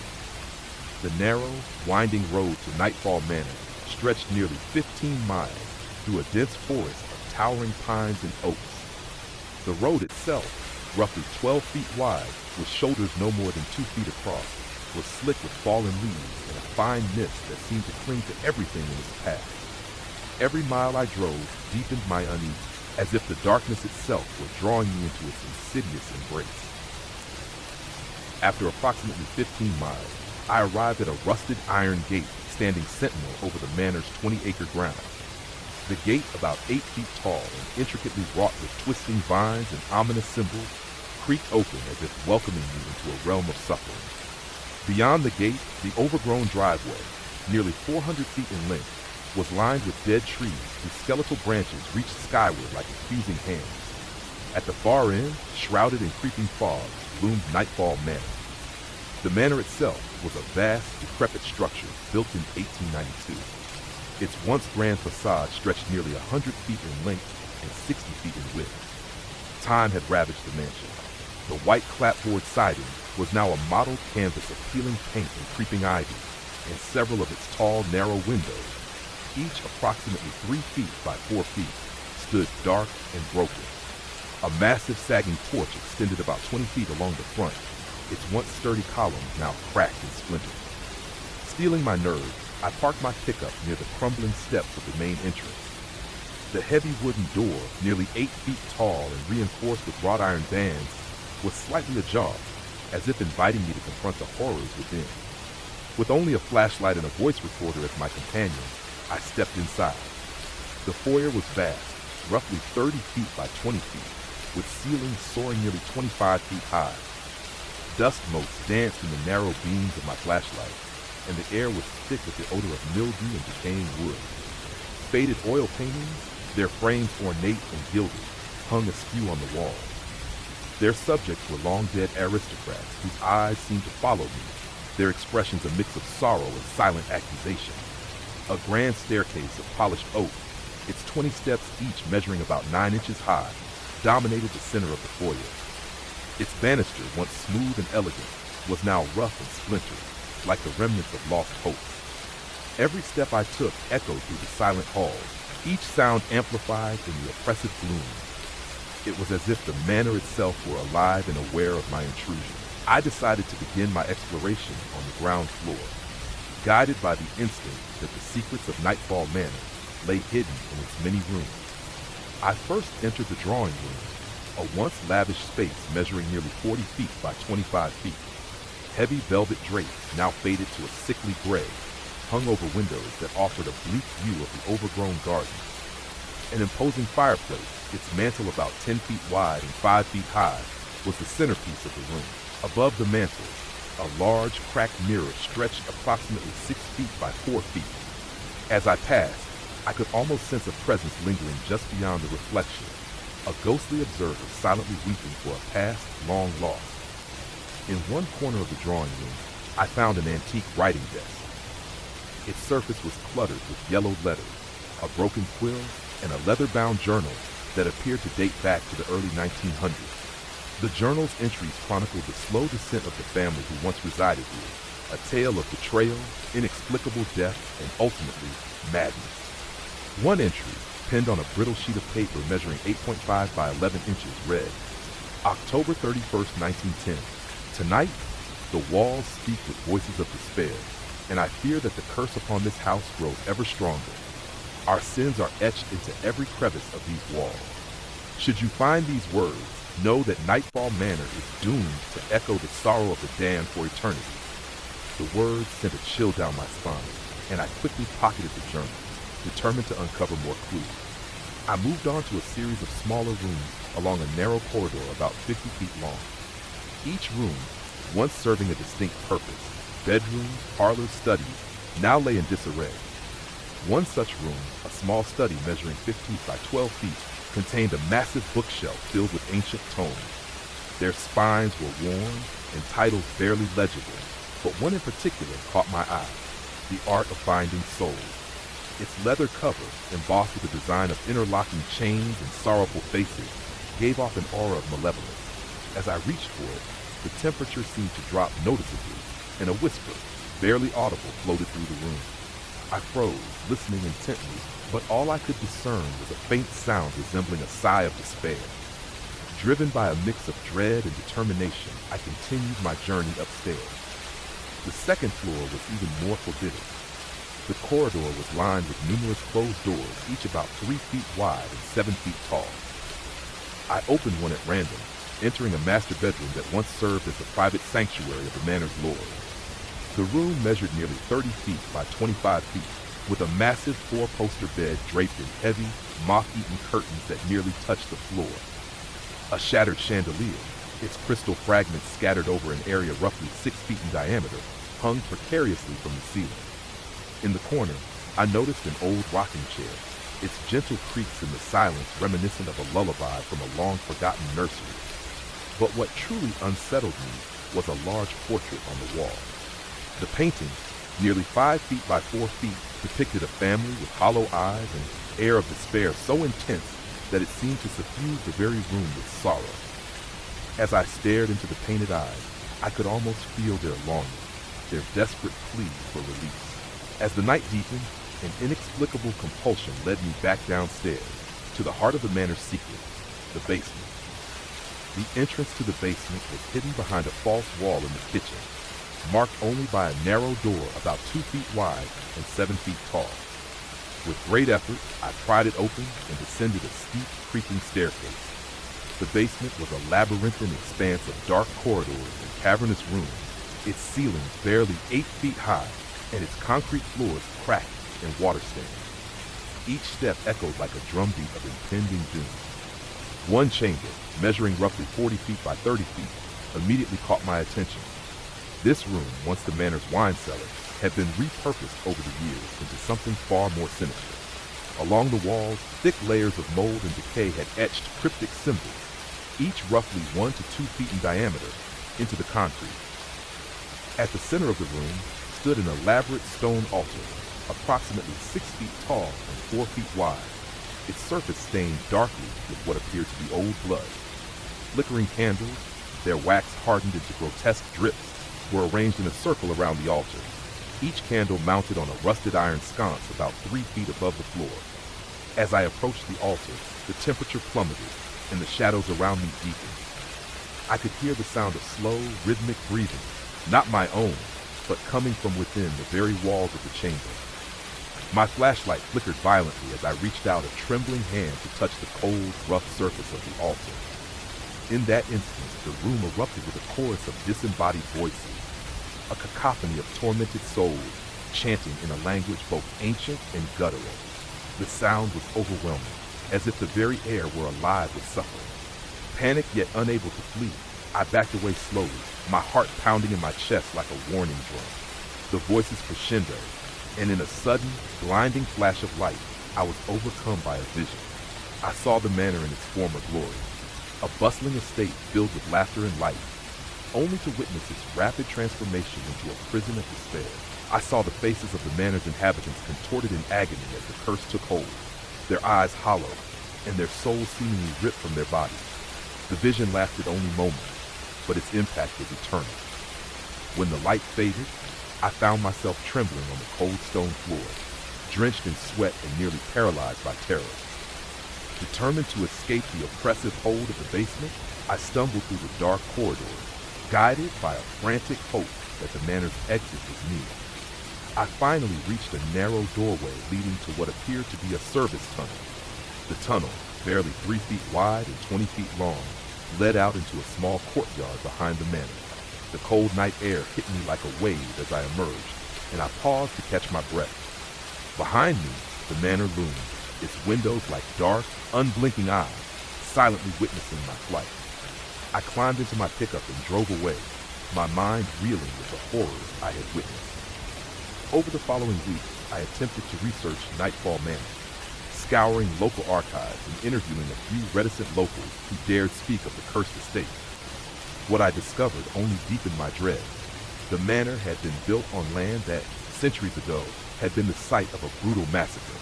The souls of the innocent had never found peace, their anguished cries merging with the sins of those who had profited from their suffering.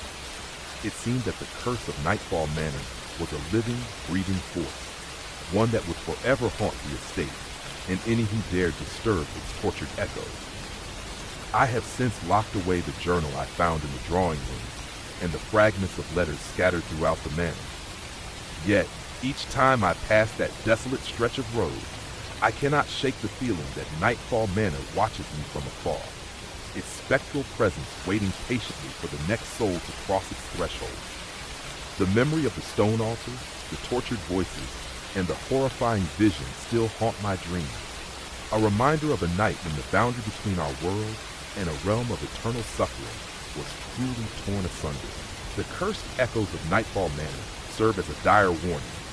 Some places are cursed not merely by the sins of their past, but by a malignant force that festers in the darkness, feeding on despair and manifesting in the most grotesque forms imaginable. If you ever find yourself drawn to a desolate estate, cloaked in sorrow and foreboding, remember that some horrors are best left undisturbed, and that some doors, once opened, lead only to eternal night.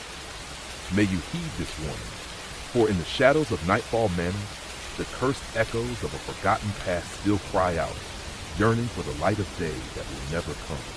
It was a bitter autumn evening when I first heard the tale of Red Hollow, a forsaken town hidden in the depths of rural Kentucky, where legends of unspeakable horror and ghastly apparitions had long been whispered among the locals. Every detail of the story, from the cursed land to the inexplicable events that occurred under the light of a blood-red moon, sent shivers down my spine. Compelled by both morbid curiosity and an insatiable desire to document the paranormal, I resolved to travel to Red Hollow, unaware that I was about to plunge into a nightmare beyond anything I could have ever imagined. I set out in my weathered 2002 Chevrolet pickup truck along a winding rural road that stretched nearly 18 miles through dense stands of ancient oak and hickory trees. The road, roughly 12 feet wide with shoulders no more than 3 feet wide, was bordered on each side by rugged terrain and thickets of brambles. The crisp October air carried the scent of decaying leaves and distant wood smoke, mingling with an undercurrent of something metallic, as if warning me of the horrors ahead. The highway lights of the nearby town faded in the rearview mirror as I drove deeper into isolation, the landscape growing ever more desolate with each passing mile. After about 18 miles, I finally arrived at Red Hollow, a ghostly remnant of a once thriving settlement, The town's main street, measuring approximately 0.5 miles in length, was lined with abandoned storefronts and dilapidated houses. Most of the structures were built of weathered wood and corrugated metal, their exteriors scarred by time and neglect.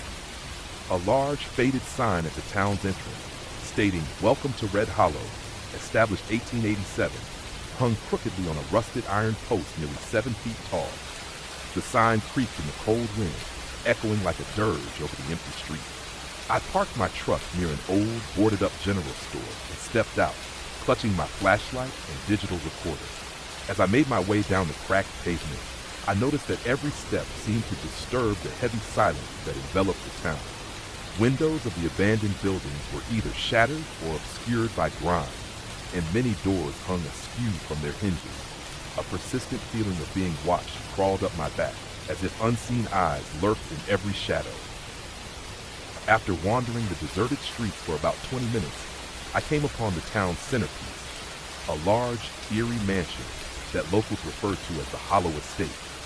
The mansion, built in 1905, and once the opulent home of a prominent family, now stood as a crumbling testament to tragedy. Its facade stretched roughly 80 feet in length and 50 feet in width, with ivy climbing its sagging walls and broken windows gaping like dark, vacant eyes. A wrought iron fence, nearly 6 feet tall and rusted with age, enclosed the property. The estate was notorious for its violent past, and it was said that on nights when the blood moon rose, the house became a beacon for supernatural terror. Determined to uncover the truth, I made my way toward the imposing front door of Hollow Estate. The massive oak door, measuring close to 8 feet tall, was slightly ajar, as if inviting me into a forbidden realm. I hesitated for a moment at the threshold, my pulse quickening, then stepped inside. The foyer was cavernous, approximately 30 feet by 20 feet, with ceilings that soared nearly 25 feet high. Dust motes floated in the meager light that filtered through stained glass windows, casting fragmented colors on the polished but decaying marble floor, tiled in roughly 1 foot by 1 foot squares, many of which were cracked or missing entirely. Faded portraits of long-deceased family members adorned the walls. Their painted eyes seemed to follow my every movement with an intensity that defied time. A grand, sweeping staircase of dark, polished wood led upward, its 18 steps creaking under my weight as if lamenting the intrusion. I began my investigation on the ground floor, intent on piecing together the tragic history of Hollow Estate. The drawing room, which stretched nearly 40 feet by 25 feet, was furnished with antique sofas and a grand piano that now lay silent and chipped. The fireplace, a massive structure measuring about 12 feet wide and 8 feet high, was cold and uninviting. On the mantelpiece, I discovered a dusty collection of old photographs and letters, their ink faded but still legible. One letter, written on a piece of parchment roughly 9 inches by 12 inches, recounted a series of terrible events that had befallen the family on a night when the moon bled red. It read, October 31st, 1915. The blood moon rises. Our sins, our despair have summoned a curse upon us. The shadows whisper secrets that shatter the soul, and tonight our home is besieged by forces that defy mortal understanding. If this letter survives, let it serve as a warning. The echoes of our torment will never be silenced. A shiver ran down my spine as I carefully folded the letter and tucked it into my notebook. The oppressive aura of grief and guilt that seemed to seep from the very walls was palpable, and I sensed that the mansion was more than just a relic. It was a living, breathing repository of sorrow and horror. I pressed onward into the manor's depths, exploring room after room. In one study, approximately 20 feet by 15 feet, I found a massive desk cluttered with books and papers that detailed the family's descent into madness. Among these documents was a weathered diary belonging to a young daughter named Lillian. Her entry spoke of strange happenings, disembodied voices, fleeting figures in the hallways, and nightmares so vivid that she could no longer distinguish them from reality. One entry, dated October 31st, 1915, read, I can hear them, the voices of those who should not be here. They call to me from the dark, promising to reveal secrets too terrible to know. I fear that tonight, the curse will take another toll on our fragile souls. The raw emotion in her words stirred a deep sadness within me. I wondered if the lingering spirit of little Lillian still roamed the halls, bound to the manor by a curse that refused to let go of the past. As midnight approached, the atmosphere in the mansion grew heavier, and I decided to venture upstairs to the master suite, a lavish room that once measured 30 feet by 25 feet, now reduced to a ghost of its former occupant. The room's centerpiece was a massive four-poster bed draped in tattered velvet curtains. An ornate mirror, roughly 5 feet tall and 3 feet wide, hung above an antique dressing table. I recalled a local legend. On nights when the blood moon was at its zenith, the mirror would reveal the true face of the mansion's curse. I stood before the mirror, my flashlight trembling in my hand, and watched as its surface began to ripple like disturbed water. In the distorted reflection, I saw a vision, a blur of anguished faces, including that of a young girl with tear-streaked cheeks and eyes filled with despair. The vision lasted mere seconds, but it left an indelible impression on my mind. Was it Lillian? Or perhaps a host of tormented souls, forever trapped within the manor's walls? Determined to learn more, I retraced my steps and headed back downstairs to the basement, a place that locals believed held the darkest secrets of Hollow Estate. Hidden behind a false wall in the mansion's once grand dining hall, the entrance to the basement was a narrow door, about 2.5 feet wide and 7 feet tall. I forced it open and descended a steep staircase with 15 creaking steps, each about 7 inches high. The basement was a labyrinth of dank, shadowy corridors and small, oppressive rooms where the air was thick with moisture and decay. In one particularly large chamber, roughly 50 feet by 40 feet, I discovered a sight that chilled me to the bone. The room served as the mansion's former wine cellar, but its current state was far more sinister. Along the stone walls were large, crudely painted symbols, each about 2 to 3 feet in diameter, depicting grotesque faces and arcane sigils. In the center of the room, on a raised stone platform approximately 5 feet tall, stood a crude altar constructed of rough-hewn limestone. The altar's surface was stained a deep, dark red, and several rusted iron candlesticks, about 1 foot tall, encircled it. As I approached the altar, the temperature dropped precipitously. My flashlight flickered, and the sound of distant, mournful chanting began to reverberate off the cold stone walls.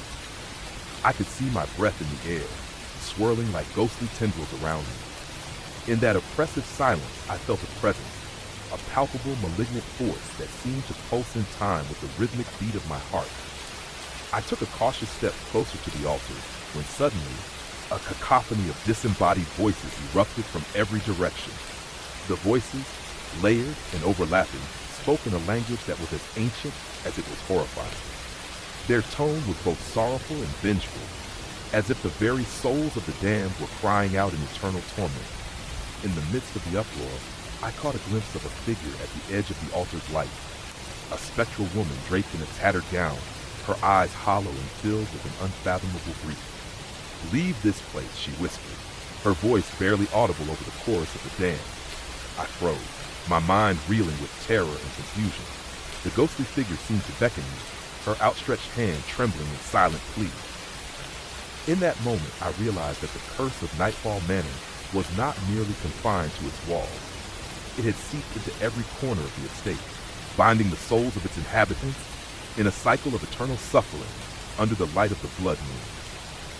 Desperate to escape the malignant force that had ensnared the mansion's heart, I turned to retrace my steps, but the basement corridors had transformed into a disorienting maze, the walls shifting subtly as if alive.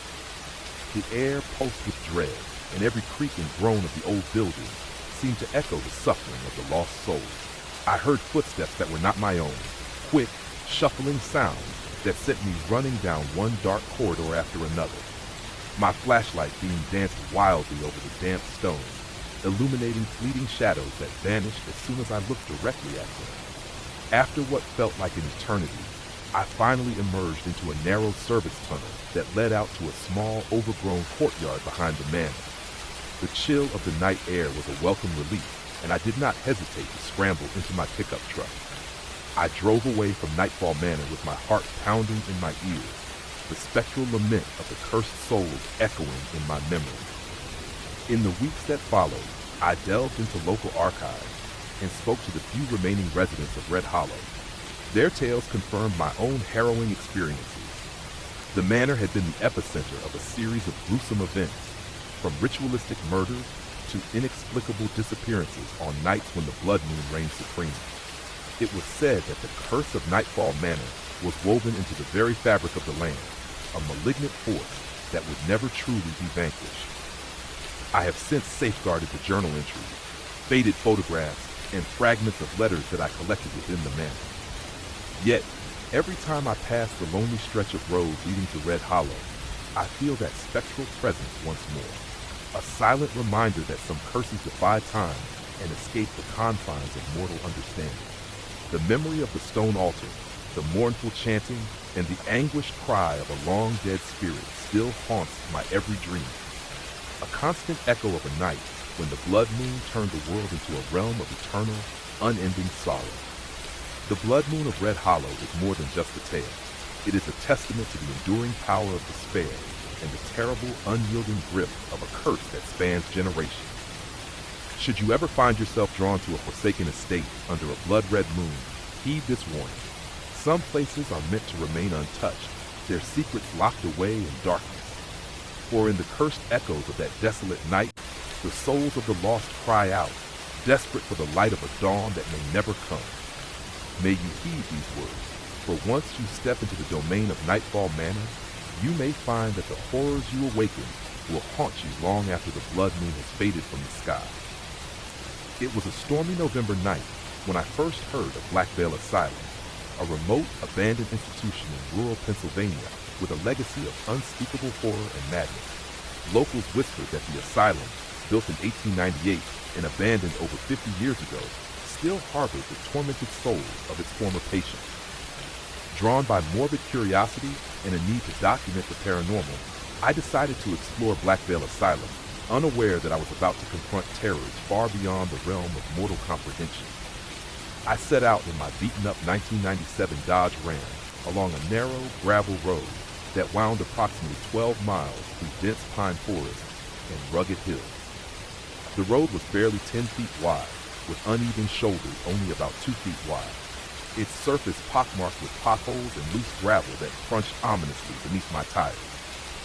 The air was biting cold, and as heavy rain battered my windshield, I could barely make out the silhouette of the asylum ahead, a sprawling, decaying building looming like a dark monolith against the sky filled with angry, churning clouds. The asylum was set on a 25-acre plot, its perimeter marked by a rusty chain-link fence rising nearly 8 feet high, its metalwork twisted by decades of neglect. The main entrance, a massive iron gate nearly 7 feet tall, hung loosely on one hinge and groaned under the force of the howling wind. I parked my truck a few hundred feet from the building and, with my flashlight and digital recorder in hand, stepped through the gate into a world that seemed to have frozen in perpetual despair. Black Veil Asylum itself was an imposing structure. The main building spanned approximately 150 feet in length and 80 feet in width, with a facade of crumbling red brick and faded, ornate stone carvings that hinted at a once grand past. Tall, narrow windows, each about 3 feet by 4 feet, punctuated the walls, many of them shattered or blackened by fire. A broad, sagging porch extended nearly 40 feet along the front, supported by columns now chipped and overgrown with ivy. The entire structure exuded an aura of foreboding, as if the building itself were alive with the memories of suffering. Inside, the foyer was a vast, echoing space measuring roughly 35 feet by 25 feet. The ceiling soared nearly 30 feet above, where intricate plaster moldings had long since crumbled, leaving jagged edges that resembled skeletal fingers reaching toward the heavens. Dust and cobwebs clung to every surface, and the air was heavy with the scent of mildew, decay, and something unidentifiably metallic, as if the building itself bled with sorrow. I paused at the entrance, my footsteps echoing on the cracked marble-tiled floor, each tile approximately 1 square foot, many missing or fractured, and took a moment to steady my racing heart.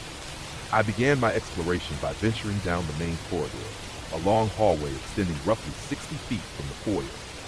The walls were lined with faded, peeling wallpaper, and along one side hung tattered portraits of grim-faced individuals, whose eyes seemed to follow my every move. Every few steps, the floorboard, worn smooth by decades of neglect, creaked ominously, as though protesting the intrusion of an outsider.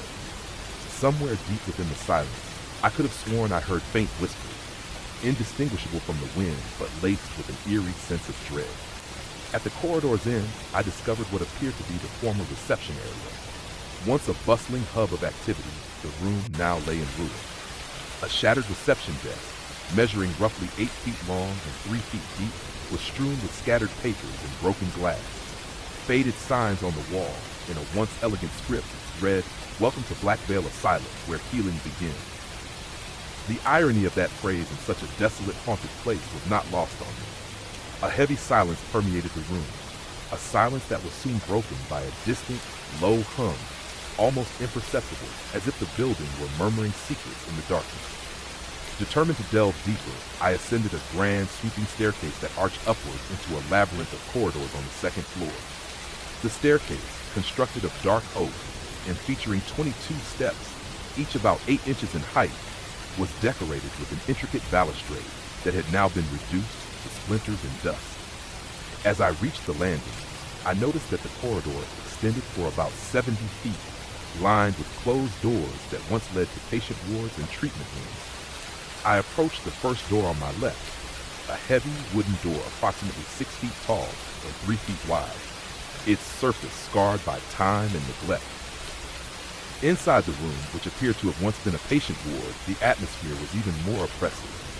The room measured around 30 feet by 25 feet and was arranged in a grid-like pattern, with rows of narrow, metal-framed beds, each with a thin, stained mattress and rusted side rails. In one corner, a broken window allowed a shaft of pale moonlight to cut through the darkness, illuminating motes of dust that danced like lost souls. The faint scent of antiseptic still lingered in the stale air, mingling with the odor of decay and despair. As I moved quietly from bed to bed, I came upon a small, makeshift desk tucked into the wall.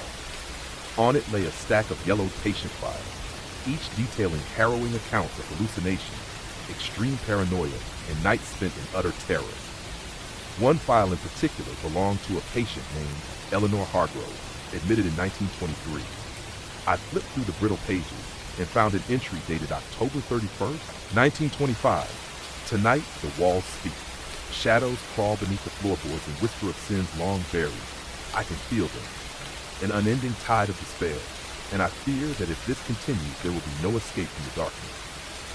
The words resonated with a deep primal fear, and I felt a chill run down my spine. The document was accompanied by a small pressed flower, its petals almost blackened with age, a tragic remnant of a lost hope. I carefully pocketed the file, knowing it might hold the key to understanding the asylum's malignant past. With a heavy heart and a mind teetering on the edge of rationality, I continued my exploration through the winding corridors of the second floor. One door, slightly ajar and marked with peeling paint that read, "Treatment Room 7, beckoned me." I pushed the door open and stepped inside a room that seemed almost untouched by time. The treatment room, measuring approximately 20 feet by 15 feet, was arranged with old-fashioned medical equipment, an iron bed with a leather strap, a set of rusted surgical tools displayed on a counter, and a large mirror mounted on one wall. The mirror, measuring roughly 4 feet by 3 feet, was the most disturbing element. Its reflective surface seemed to warp and distort my image, and for a fleeting moment I saw a figure standing behind me, a gaunt, spectral figure with eyes full of anguish. I spun around, heart hammering, only to find the room empty. Yet the presence lingered like a whisper of an unutterable sorrow. Unable to shake the sense of dread, I made my way back to the main staircase and descended to the basement, a realm that local lore claimed was where the true horrors of Black Veil Asylum were concealed. The entrance to the basement was hidden behind a heavy, rusted door in the rear of the building, roughly 2.5 feet wide and 7 feet tall. I forced it open with a creak that echoed like a death knell, and a flight of 15 steep, narrow steps, each about 7 inches high, led me into the subterranean depths. The basement was a labyrinthine network of corridors and small chambers, with ceilings no higher than 8 feet and floors laid in uneven concrete slabs, roughly 2 feet by 2 feet in size.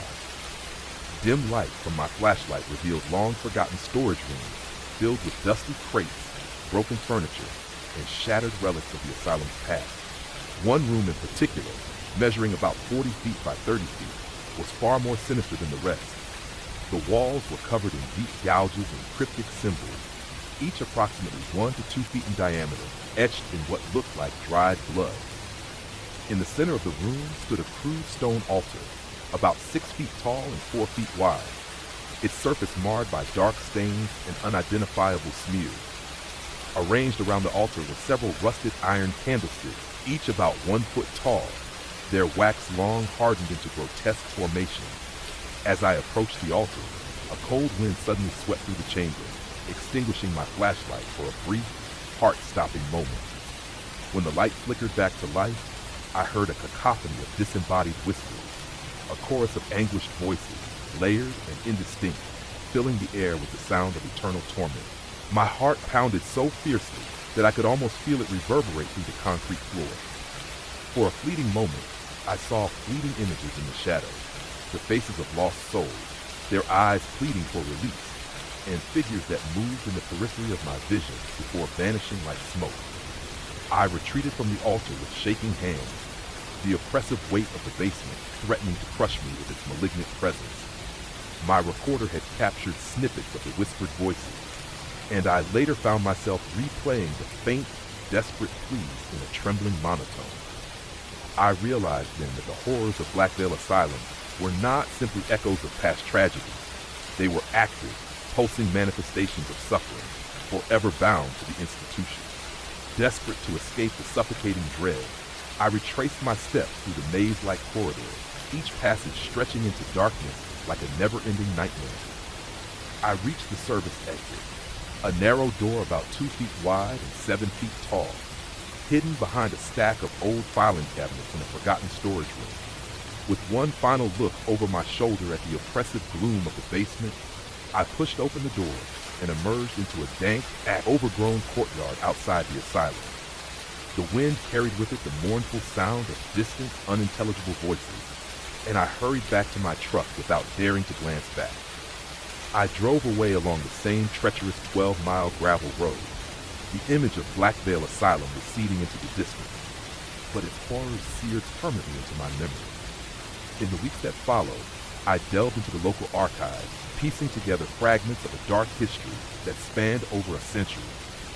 Records revealed that Black Veil Asylum had been a site of controversial and cruel experiments on the human mind, a place where desperate attempts at treatment only deepened the patient's suffering.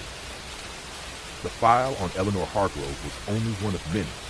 Numerous accounts detailed inexplicable phenomena, brutal treatments, and disappearances that had never been resolved. Even now, I keep the recorder's memory card in Eleanor's patient file locked away in a safe, a grim testament to the night I witnessed the unending shadows of Black Veil Asylum. Whenever I pass the road leading to that cursed institution, I feel a cold shiver down my spine, as if the tortured souls of the asylum are silently beckoning me back into their eternal darkness. The unending shadows of Black Veil Asylum serve as a dire warning. There are places in our world where the boundary between sanity and madness has long been erased, where suffering is not confined to the past, but festers in the very walls of the building. And if you ever find yourself tempted to explore such a place, remember that some horrors are better left undisturbed. Some doors, once opened, can never be closed again. May you heed these words, for in the depths of Black Veil Asylum, the unending echoes of despair await those brave enough to cross its threshold, forever binding them to a nightmare without end. It was a moonless, storm-battered night when I first heard the legend of Devil's Quarry, a desolate, abandoned mining site in the rugged backwoods of West Virginia, where an ancient evil was said to roam. Local lore spoke of a presence that prowled the crumbling pit and the rusted remnants of mining equipment, a malevolent spirit known only as the Harbinger. With my curiosity piqued and armed with nothing more than a flashlight, a digital recorder, and a resolve to document the unexplainable, I set out on a journey that would forever alter my understanding of horror. I drove my battered 1998 Ford F-150, along a narrow gravel road that wound approximately 16 miles through dense forests of towering oak and hemlock. The road was barely 10 feet wide, with shoulders no more than 2 feet in width, its surface littered with loose gravel and fallen leaves that crunched under my tires as if whispering warnings. Rain lashed the windshield, distorting the view of the twisted landscape ahead, where jagged hills rose abruptly from the earth. In the distance, shrouded by a thick layer of fog and dark silhouettes, loomed Devil's Quarry, a vast chasm scarred into the land. Spanning nearly 200 feet in length and 100 feet in width, its bottom obscured by swirling mist. After roughly 16 miles of treacherous driving, I arrived at the entrance to the quarry. An old, rusted chain-link fence, standing about 6 feet tall, ran along what remained of the perimeter. Its segments, overgrown with wild ivy and splintered by time, barely contained the wild energy that seemed to emanate from within. I parked my truck about 100 feet away from the main access point, the gravel crunching beneath my boots as I stepped out into a biting wind that carried the scent of damp earth and decay. The main entrance was marked by a large, weathered wooden door, roughly 7 feet tall and set into a crumbling stone wall. Faded letters, barely legible in the rain, spelled out Devil's Quarry in a font that hinted at something sinister. With every step toward the door, my pulse quickened as if the very ground beneath me throbbed with an ominous energy. I pushed the door open. It creaked open on rusted hinges, releasing a gust of musty, stale air, and stepped inside. Inside, the quarry was an enormous, cavernous space, its walls towering nearly 50 feet high and carved by decades of neglect and the relentless hand of nature. Stalactites and stalagmites, like nature's own grotesque sculptures, clung to the jagged rock. The floor was littered with broken chunks of rock and the remnants of ancient mining equipment. Rusted tools, splintered wooden supports, and tattered banners measuring roughly 3 feet by 6 feet that once proudly displayed the quarry's name. Amid this forsaken debris, my flashlight beam revealed deep gouges and strange symbols etched directly into the rock. Symbols that glowed faintly under the weak luminescence, as if charged by an otherworldly power. I moved cautiously deeper into the quarry, the beam of my flashlight trembling over uneven terrain. In the distance, a low, mournful hum resonated against the rock wall, a sound that seemed both mechanical and almost human, as if the quarry itself were alive with sorrow and rage. I paused at a narrow passage, where the rock formation narrowed to a gap only about 2 feet wide, forcing me to squeeze through with my heart pounding. Beyond that tight passage, the atmosphere changed drastically. The temperature plummeted, and an unnatural silence replaced the rhythmic drip of water echoing through the stone corridors. I emerged into a vast chamber that measured roughly 80 feet in diameter, its curved ceiling lost in shadow. In the center of this chamber lay a rusted mining cart on old, creaking tracks that spanned nearly 30 feet across the chamber floor. The cart's metal, pitted and streaked with rust, bore eerie carvings of what looked like twisted human faces frozen in expressions of agony and terror. As I approached, the oppressive atmosphere grew even heavier, and I could feel my skin prickle with the sense of being watched by unseen eyes. Suddenly, a sharp clanging noise echoed from deep within the chamber, followed by an unintelligible whisper that seemed to vibrate right in my chest. I fumbled for my recorder and pressed the record button, desperate to capture whatever disembodied voices might be speaking. The whispers overlapped, sometimes soft as a sigh, sometimes guttural and harsh, and for a moment, I thought I heard the phrase, "return what was taken," repeating in a cadence that chilled me to the core. Compelled by equal parts dread and determination, I followed the sound deeper into the quarry. I navigated through a labyrinth of narrow passageways and caverns where the walls were slick with moisture and the air reeked of decay. Every few feet, I encountered remnants of the quarry's grim past. A discarded miner's helmet, its interior still stained with rust, a frayed rope that once might have secured a cart, and old, handwritten notes on scrap paper detailing strange occurrences. Notes that mentioned the Harbinger and a terrible debt owed to the quarry. As I pressed on, I reached a section of the quarry that appeared to be a former storage area for dynamite and blasting equipment. The room was cramped, measuring roughly 20 feet by 15 feet, with a low ceiling only 8 feet high. Broken crates lay scattered on the concrete floor, and in one corner I found a large metal safe, its door about 4 feet tall and secured with a heavy combination lock. The safe was covered in dust and rust, but as I wiped away a layer of grime, I noticed an engraving on its surface, a symbol identical to those etched into the walls of the quarry. Next to the safe lay a crumpled note, its paper fragile and stained with what looked like dried blood. The note read, "The harbinger was born from our greed and despair. To set the debt right, return what was taken, or the curse will never be lifted." My mind raced with questions.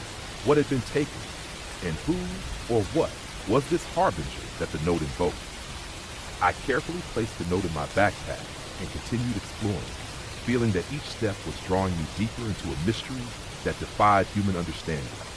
In a narrow corridor that branched off from the storage area, I discovered a hidden doorway behind a large boulder. The doorway, only about 2 feet wide and 6 feet tall, led into a small, dimly lit room. Inside, the air was frigid, and I could see a faint pulsing glow emanating from a pedestal set in the center.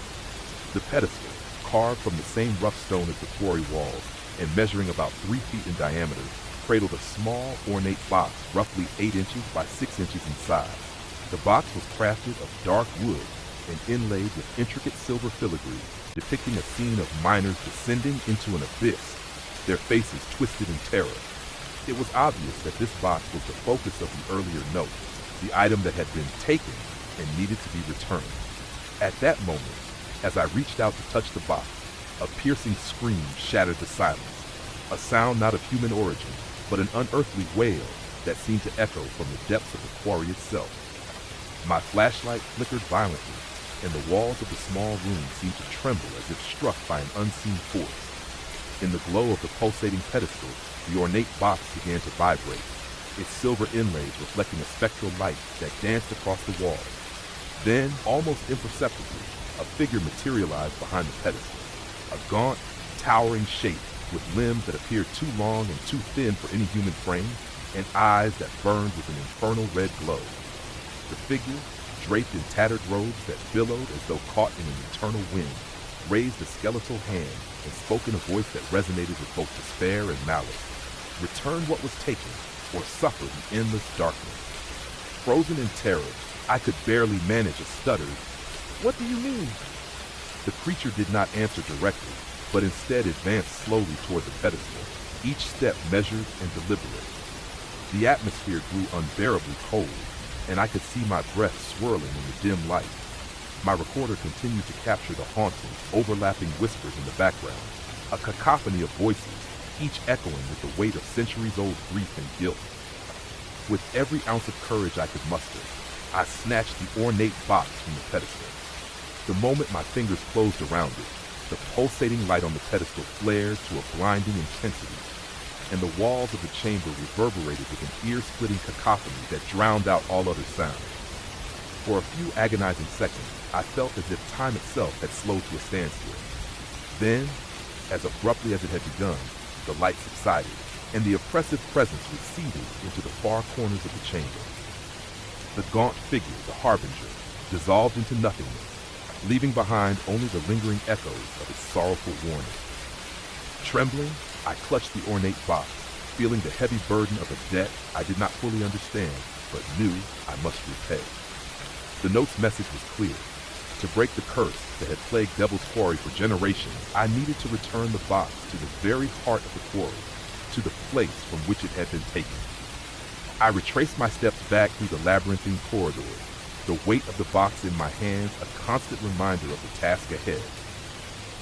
The journey out of the storage area was fraught with an unsettling stillness, as if the quarry itself were holding its breath. Emerging into the main chamber, I could see the mining cart still resting on its ancient tracks, and the cryptic symbols on the walls pulsating faintly, as though acknowledging my return. At the far end of the chamber, where the darkness deepened and the sound of the distant, mournful hum grew louder, I found a natural alcove, a recess in the rock wall that measured roughly 15 feet by 10 feet. The ground here was undisturbed, and in its center, an ancient stone pedestal stood, its surface smooth and cool to the touch. It was unmistakably a focal point, the heart of the quarry's malevolent power. My pulse hammered in my ears as I knelt before the pedestal, the ornate box trembling in my grasp. With great care, I opened the box and discovered within it a small, intricately carved talisman, a medallion fashioned of obsidian and inlaid with silver filigree depicting a mining pick crossed with a scythe. The medallion pulsed with a deep, rhythmic glow, as if imbued with the lifeblood of the quarry itself. Recalling the note's desperate plea, I knew that this talisman was the key to restoring balance. I gently placed it upon the ancient pedestal, and for a long, harrowing moment, nothing happened. Then, a deep rumble shook the very foundations of Devil's Quarry. The ground trembled underfoot, and the medallion's glow intensified until it bathed the alcove in an unearthly light. The pulsating symbols on the walls flared, and the distant hum of voices coalesced into a singular, resonant chant. In that moment, I felt the crushing weight of centuries lift from the quarry, replaced by a sorrowful peace that swept over the chamber like a cleansing tide. As the light slowly dimmed, the oppressive atmosphere that had haunted every step of my journey seemed to recede into a far-off memory. I retrieved my recorder and captured one final solitary whisper. The debt is repaid. There was no triumph in the sound, only a quiet resignation, as though the quarry itself mourned the cost of its salvation. I left Devil's Quarry that night with the ornate box and its mysterious talisman secured in my truck. The rain had lessened to a steady drizzle, and as I drove the 16 miles back along the narrow gravel road, I couldn't help but feel that I had narrowly escaped a fate far worse than any mortal terror. Yet I knew that the memory of the harbinger, the anguished spirit of the quarry, would forever be etched into my soul. In the weeks that followed, I scoured local archives and spoke with the few remaining elders who remembered the old legend. They told tales of miners who had vanished without a trace, and of strange red-tinged mists that sometimes swirled around the quarry on stormy nights. Many believed that the curse of Devil's Quarry was a consequence of avarice and despair, a debt that the land had demanded be repaid in blood and sorrow. And now it seemed that debt had been settled, though at a cost that I could scarcely comprehend. I still keep the recorder's memory card and the ornate box locked away in a safe, a grim reminder of the night I encountered the unending shadows of Devil's Quarry. Every time I pass that lonely stretch of road in West Virginia, I feel a chill that is not solely born of the cold night air, but from the haunting echo of a presence that still lingers in the darkness, waiting for the next soul to trespass its forbidden domain. It was a bitter, bone-chilling winter night when I first heard the legend of the Carnival of the Damned, a traveling carnival that appeared only under the cover of darkness, its arrival heralded by a blood-curdling silence and an oppressive cold that seeped into one's very soul. Local whispers in a small Midwestern town spoke of a carnival that traveled along a 25-mile stretch of deserted highway, at its tattered tent and broken rides, a macabre spectacle of horror and despair. They said that once you stepped through its gates, you were trapped in a twisted realm where laughter was replaced by screams and joy turned to terror. As an intrepid chronicler of the paranormal, I had to see it for myself, though I never imagined the nightmare that awaited me. I set out in my trusty 2005 Chevrolet Silverado, its bed packed with recording equipment, notebooks, and a few personal keepsakes that I hoped might keep me grounded. The road I traveled was a narrow two-lane highway, approximately 0.5 miles wide, stretching over 25 miles through endless fields and clusters of frost-laden trees. The temperature was below 20 degrees Fahrenheit, and the biting wind whipped snow against the truck's window. Every mile deepened my trepidation, as if the darkness itself was drawing me toward a fate I couldn't escape. At precisely 11:47 p.m., according to the dashboard clock, I saw it, a flicker of light on the horizon that grew into a dazzling yet eerie glow. Before my eyes loomed the entrance to the carnival, a vast, dilapidated archway constructed of twisted metal and worn wood, standing nearly 12 feet high and adorned with faded, hand-painted carnival motifs. The sign above the arch read simply "Carnival" in looping blood-red letters, each stroke trembling as if in agony. My heart pounded as I parked my truck about 100 feet away, the gravel crunching underfoot as I approached the gate.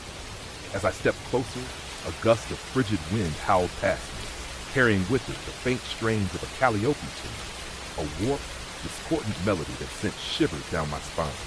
The carnival grounds stretched out before me over an area of roughly 5 acres. Faded striped tents, their colors once vibrant but now bleached and peeling, were scattered about in disarray. In one corner, a dilapidated Ferris wheel, its giant metal frame standing nearly 40 feet tall, creaked ominously as it slowly turned, despite the absence of any visible operator. I hesitated at the gate, a heavy iron barrier standing roughly 6 feet tall, its bars twisted into grotesque shapes. A rusted keyhole and a barely legible plaque reading, "Enter at your own peril," glinted in the weak light of a flickering lantern. Summoning my courage, I pushed the gate open and stepped onto the creaking wooden plank that served as a walkway. Every step resonated with a hollow sound, echoing into the oppressive silence that enveloped the carnival. The air within the carnival grounds was thick with a cloying fog that swirled around my legs, and a pungent mix of stale sweat, decay, and something indescribably metallic filled my nostrils. As I moved deeper into the carnival, I passed by a row of abandoned game booths. One booth, its paint chipped and faded from an original height of 6 feet down to barely 4 feet of structure, displayed a broken sign that read "Win a Prize" in a cheerful script that was now tainted by tragedy. In the booth's shattered mirror, I caught a glimpse of a figure behind me, a gaunt, spectral silhouette that vanished the moment I spun around. My pulse spiked. The oppressive sensation that I was being watched was impossible to ignore.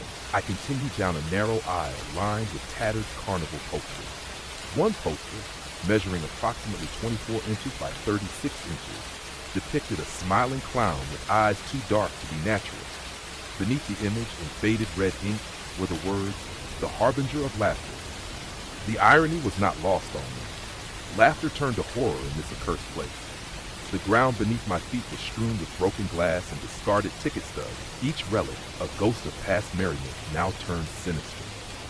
At the center of the carnival stood a large marquee, nearly 20 feet wide and 10 feet tall, its once bright neon letters now sputtering and dim. The marquee sign read "The Great Spectacle," but as I approached, the words seemed to shift, morphing into something that resembled a warning: "No escape." Intrigued and terrified, I stepped inside the marquee. Within, the interior was shrouded in darkness, save for sporadic bursts of flickering light that revealed scenes of carnival attractions in varying states of decay. The scent of must and rust mingled with something like burnt sugar. I could make out a series of odd, disjointed vignettes. A carousel with lifeless horses frozen mid-gallop, a funhouse mirror that distorted my reflection into a grotesque parody of myself, and shadowy figures that darted between the stalls. Drawn to the carousel, I made my way over. The carousel, a once ornate structure measuring about 30 feet in diameter, now sat silent with its painted horses frozen in perpetual, eerie smiles. Their eyes, once sparkling with delight, now seemed to gleam with a malevolent, inhuman intelligence. As I circled the carousel, I noticed one horse, a large, ebony steed with eyes that shone an unnatural shade of red, had a carved message along its side. The inscription, etched deeply into the wood, read, "The laughter of the damned is eternal." I ran my fingers along the carving, the wood rough beneath my touch, and felt a sudden chill that seeped deep into my bones. The calliope tune grew louder as I moved from the carousel toward a tent at the far end of the marquee. The tent, a massive structure spanning nearly 40 feet in length and 30 feet in width, was draped in heavy, crimson curtains that swayed as if moved by an unseen force. The entrance to the tent was marked by a set of ornate double doors, each approximately 8 feet tall, their surfaces cracked and weathered.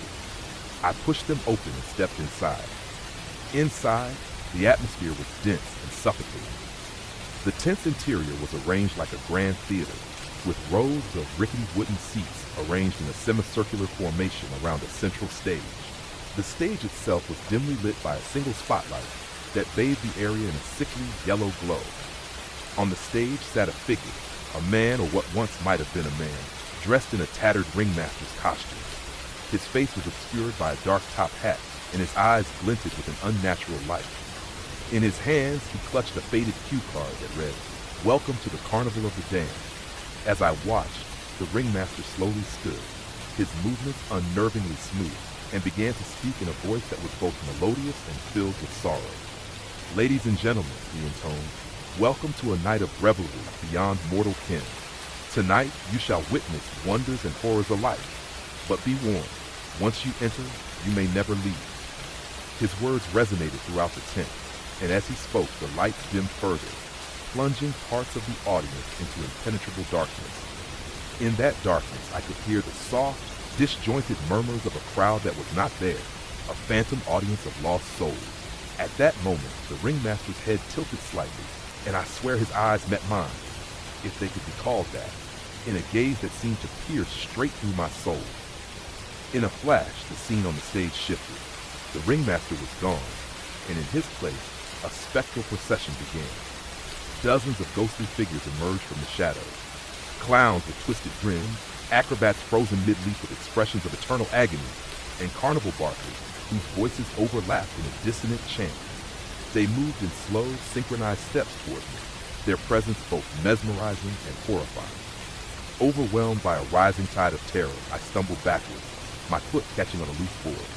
As I fell, I caught a glimpse of something even more ghastly, a mirror set against the far wall, in which I saw not only my own terrified face, but also a myriad of other faces contorted in pain and despair. The reflection showed the carnival grounds outside, but they were warped into a nightmarish vision of perpetual torment. The Ferris wheel now spun wildly in reverse, the tents writhed as if alive, and the very stars above had turned a deep, foreboding red. In that moment, I knew I had to escape. Clutching my digital recorder and my notebook like lifelines, I bolted from the tent, pushing past phantom figures and dodging spectral hands that reached out to grab me. I raced back through the carnival grounds, my footsteps echoing on the wooden planks as I retraced my path toward the iron gate. The Calliope's eerie tune followed me, now distorted and punctuated by unearthly screams that made my heart hammer in my chest. Outside the carnival, the bitter wind greeted me with the same ferocity as before. I didn't dare look back. I sprinted across the 100 feet of open, snow-covered ground to my truck, the icy air stinging my cheeks, and threw myself into the cab. With trembling hands, I started the engine and drove off along the narrow gravel road. The lights of the carnival faded into the distance, but the images seared into my mind would never be forgotten. In the following weeks, I pored over local legends and discovered that the Carnival of the Damned was no ordinary ghost story. Records indicated that every few decades, on nights when the blood moon was at its zenith, this cursed carnival would materialize along that stretch of highway. It was said to be the remnant of a once grand traveling show that met a gruesome fate. Its performers and patrons consumed by a mysterious tragedy, their souls forever bound to the carnival's decaying attraction. Those unfortunate enough to cross its threshold were doomed to relive their worst nightmares, caught in an eternal loop of horror and despair. I now keep the digital recorder and my notebook secured in a safe, but the memory of that night continues to haunt me. Every time I drive along that lonely road, the distant sound of the Calliope's tune sends a chill down my spine, and I cannot shake the sensation that I am being watched by unseen eyes from a realm beyond mortal comprehension. The Carnival of the Damned remains an enigma, a horrifying spectacle of unending terror that defies explanation. It is a place where the boundary between the living and the dead has all but dissolved, where the echoes of lost souls ring out in eternal lament. Should you ever find yourself on a dark, bitter night and glimpse a flicker of unnatural light in the distance, pray that you never hear the call of its ghostly tune, for once the carnival has found you, its grip on your soul may be forever unyielding. It was a frigid November night when I first heard the rumors of a spectral locomotive, a ghostly train said to roam the abandoned rail lines of rural Missouri. Locals spoke in hushed tones about the midnight train to nowhere, a cursed locomotive that materialized along a forgotten stretch of track on nights when the wind howled through barren fields and the moon was hidden behind swirling clouds. Intrigued and terrified by these accounts, I resolved to uncover the truth behind the legend, a decision that would soon plunge me into a nightmare beyond imagining. I set out in my battered 2005 Chevrolet Silverado along a narrow, winding highway that ran roughly 20 miles through dense woodlands and open farmland. The road, measuring just about 24 feet in width, was flanked by towering oak trees and stretches of cornfields that whispered in the cold wind. As I drove deeper into the remote backcountry, the temperature dropped to below 25 degrees and frost began to glaze over my windshield. In the distance, I saw the outline of an old, rusted railroad bridge that spanned a shallow creek nearly 30 feet wide, a landmark that, according to local lore, marked the threshold of the train's haunting domain. After roughly 20 miles, I arrived at what was once a bustling train depot, now nothing more than a dilapidated relic. The old station building, constructed circa 1925, measured about 50 feet in length and 20 feet in width, its faded wooden siding sagging in places, and its windows shattered or boarded up.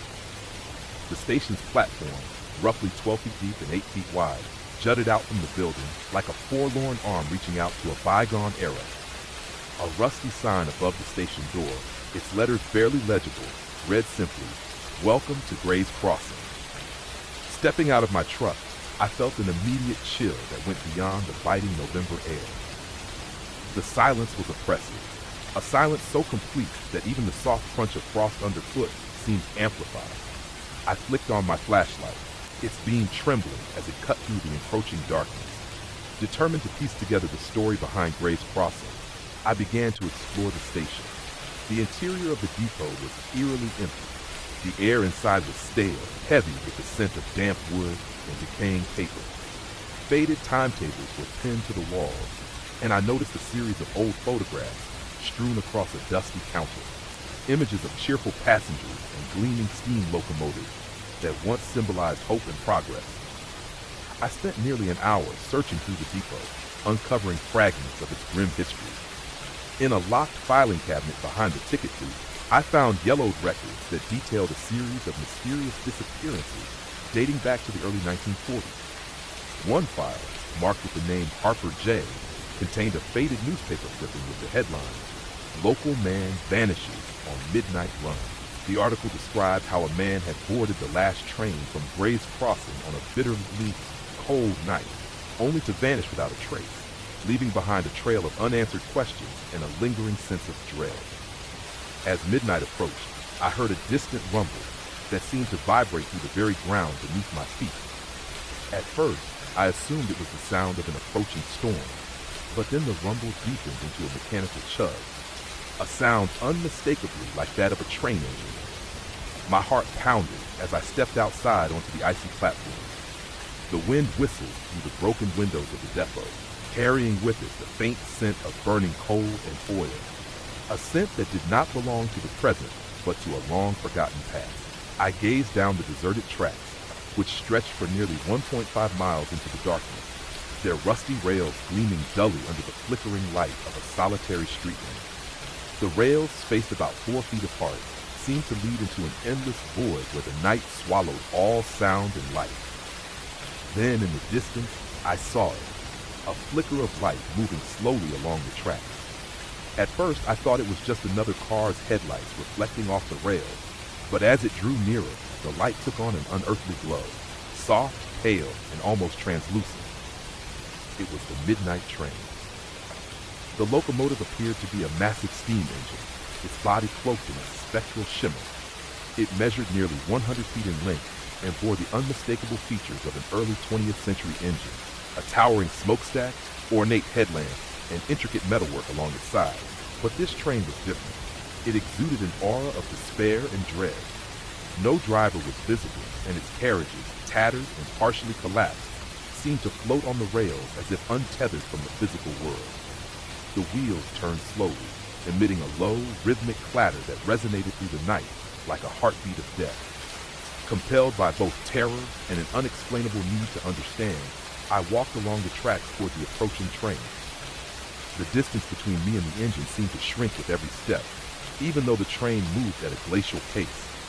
I could see the faces of spectral figures pressed against the windows of the carriages, ghastly visages frozen in expressions of anguish and terror.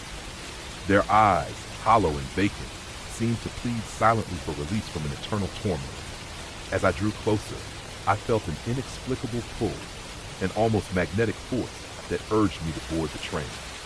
My mind screamed at me to run, yet my feet moved forward as if controlled by a will not my own. When I finally reached the last carriage, its door swung open on creaking hinges with a sound that echoed like a final farewell. Inside, the carriage was dimly lit by a flickering lantern that hung from the ceiling, its light revealing rows of empty seats, each one draped in tattered blankets that looked as if they had once cradled the bodies of the departed. I stepped inside cautiously, my flashlight held high as I scanned the carriage. The air was thick with a cold mist that clung to my skin, and the temperature dropped noticeably by nearly 20% in a matter of seconds. My breath came in visible puffs, and every step I took was accompanied by the soft, sorrowful sound of distant weeping. I moved down the aisle, past seats that were staggered in a disjointed pattern, as though the arrangement had been haphazardly abandoned in a state of panic. At the far end of the carriage, I discovered a small compartment that had once served as the conductor's cabin. Its door, only about 3 feet wide and 7 feet tall, was slightly ajar. Pushing it open, I peered inside. The compartment was cramped, with walls lined in worn, faded wallpaper, and a small desk cluttered with decaying papers and a rusted pocket watch. The watch's hands were frozen at 12, and beside it lay a letter addressed simply to the lost. The letter, written in a spidery script on paper that measured about 8.5 by 11 inches, read, "We board the midnight train in search of redemption, but find only sorrow. Our souls, once vibrant with hope, are now bound to these cursed rails. If you find this letter, know that there is no return from the void. The train carries the weight of every lost soul, and its journey is eternal." A cold dread filled me as I read the words, the truth of the letter sinking in with each passing second. I could almost feel the despair of those whose fates were intertwined with this spectral train, a fate that now seemed to be calling out to me. Without warning, the train lurched forward, its motion smooth and unyielding despite the lack of visible fuel or a driver. The carriage rattled as the wheels turned with an unholy rhythm, and the ambient sound of churning metal and distant ghostly cries filled the air. I realized with a jolt that the train was beginning its journey along the tracks, and I was its sole, unwilling passenger. I clutched the letter tightly as I moved toward the conductor's cabin once more, desperate to find answers. I searched the compartment for any clues, old documents, photographs, or even a logbook that might explain the cursed fate of the midnight train. In a dusty drawer, I discovered a battered ledger. Its pages, yellowed and brittle, detailed the final moments of a train that had left its station on a cold November night many decades ago. The entry spoke of inexplicable events, passengers who vanished mid-journey, unexplained apparitions in the dining car, and a conductor who whispered of the Great Crossing and a realm of eternal twilight. One entry, dated November 15, 1947, ended abruptly with a single chilling phrase, "We have boarded the midnight train. There is no turning back." The words reverberated in my mind as the train continued to accelerate along the lonely track. Outside the window, the landscape blurred into a wash of darkness and spectral light. I could barely distinguish the outlines of trees and crumbling stone walls, but every now and then, I caught sight of figures standing along the tracks, pale silhouettes that vanished as soon as I looked directly at them. Their mournful faces, if they could be called that, were etched with grief and resignation. Time seemed to warp aboard the midnight train. Minutes, hours, and perhaps days passed in an endless, disorienting cycle of motion and silence. I wandered through the carriages, each one a distorted echo of life from a bygone era. In one carriage, I encountered a group of spectral children huddled together near a broken toy box. Their eyes, large and sorrowful, met mine with an unspoken plea for salvation. In another carriage, I found a solitary figure, a woman in a tattered dress, her hair obscuring her face, standing by a window that framed a bleak, unending landscape of darkness. Whenever I attempted to speak to her, she would vanish into the swirling mist. I began to suspect that this journey was not simply a ride on a haunted locomotive, but rather a passage into a realm that defied the laws of time and space, a purgatory for lost souls. The ledger, the letter, and the whispers of ghostly passengers all pointed to one dreadful truth. The midnight train was a vessel of eternal sorrow, forever bound to transport those who had lost their way into a void of despair. Desperation overtook me as I realized I might never return to the world I once knew. Determined to escape this macabre fate, I scoured every inch of the train for a way to halt its relentless journey or even call for help. I found nothing but locked doors and corridors that seemed to twist and shift in defiance of logic. Even the conductor's cabin, which I revisited in a frantic search, yielded no controls or signals to reverse the transport. Instead, I only found more cryptic messages scrawled in faded ink, warnings that read, "To board is to be bound, to leave is but a dream." As the spectral train hurtled along the tracks, I felt a profound sorrow settle over me, a realization that my fate was now intertwined with the cursed locomotive. I clutched the letter and ledger to my chest, desperate for any hint that might lead me back to the realm of the living. In a final act of defiance against the encroaching despair, I resolved to record every detail of my experience, hoping that if my soul were to be lost to this endless journey, my account might serve as a warning to others.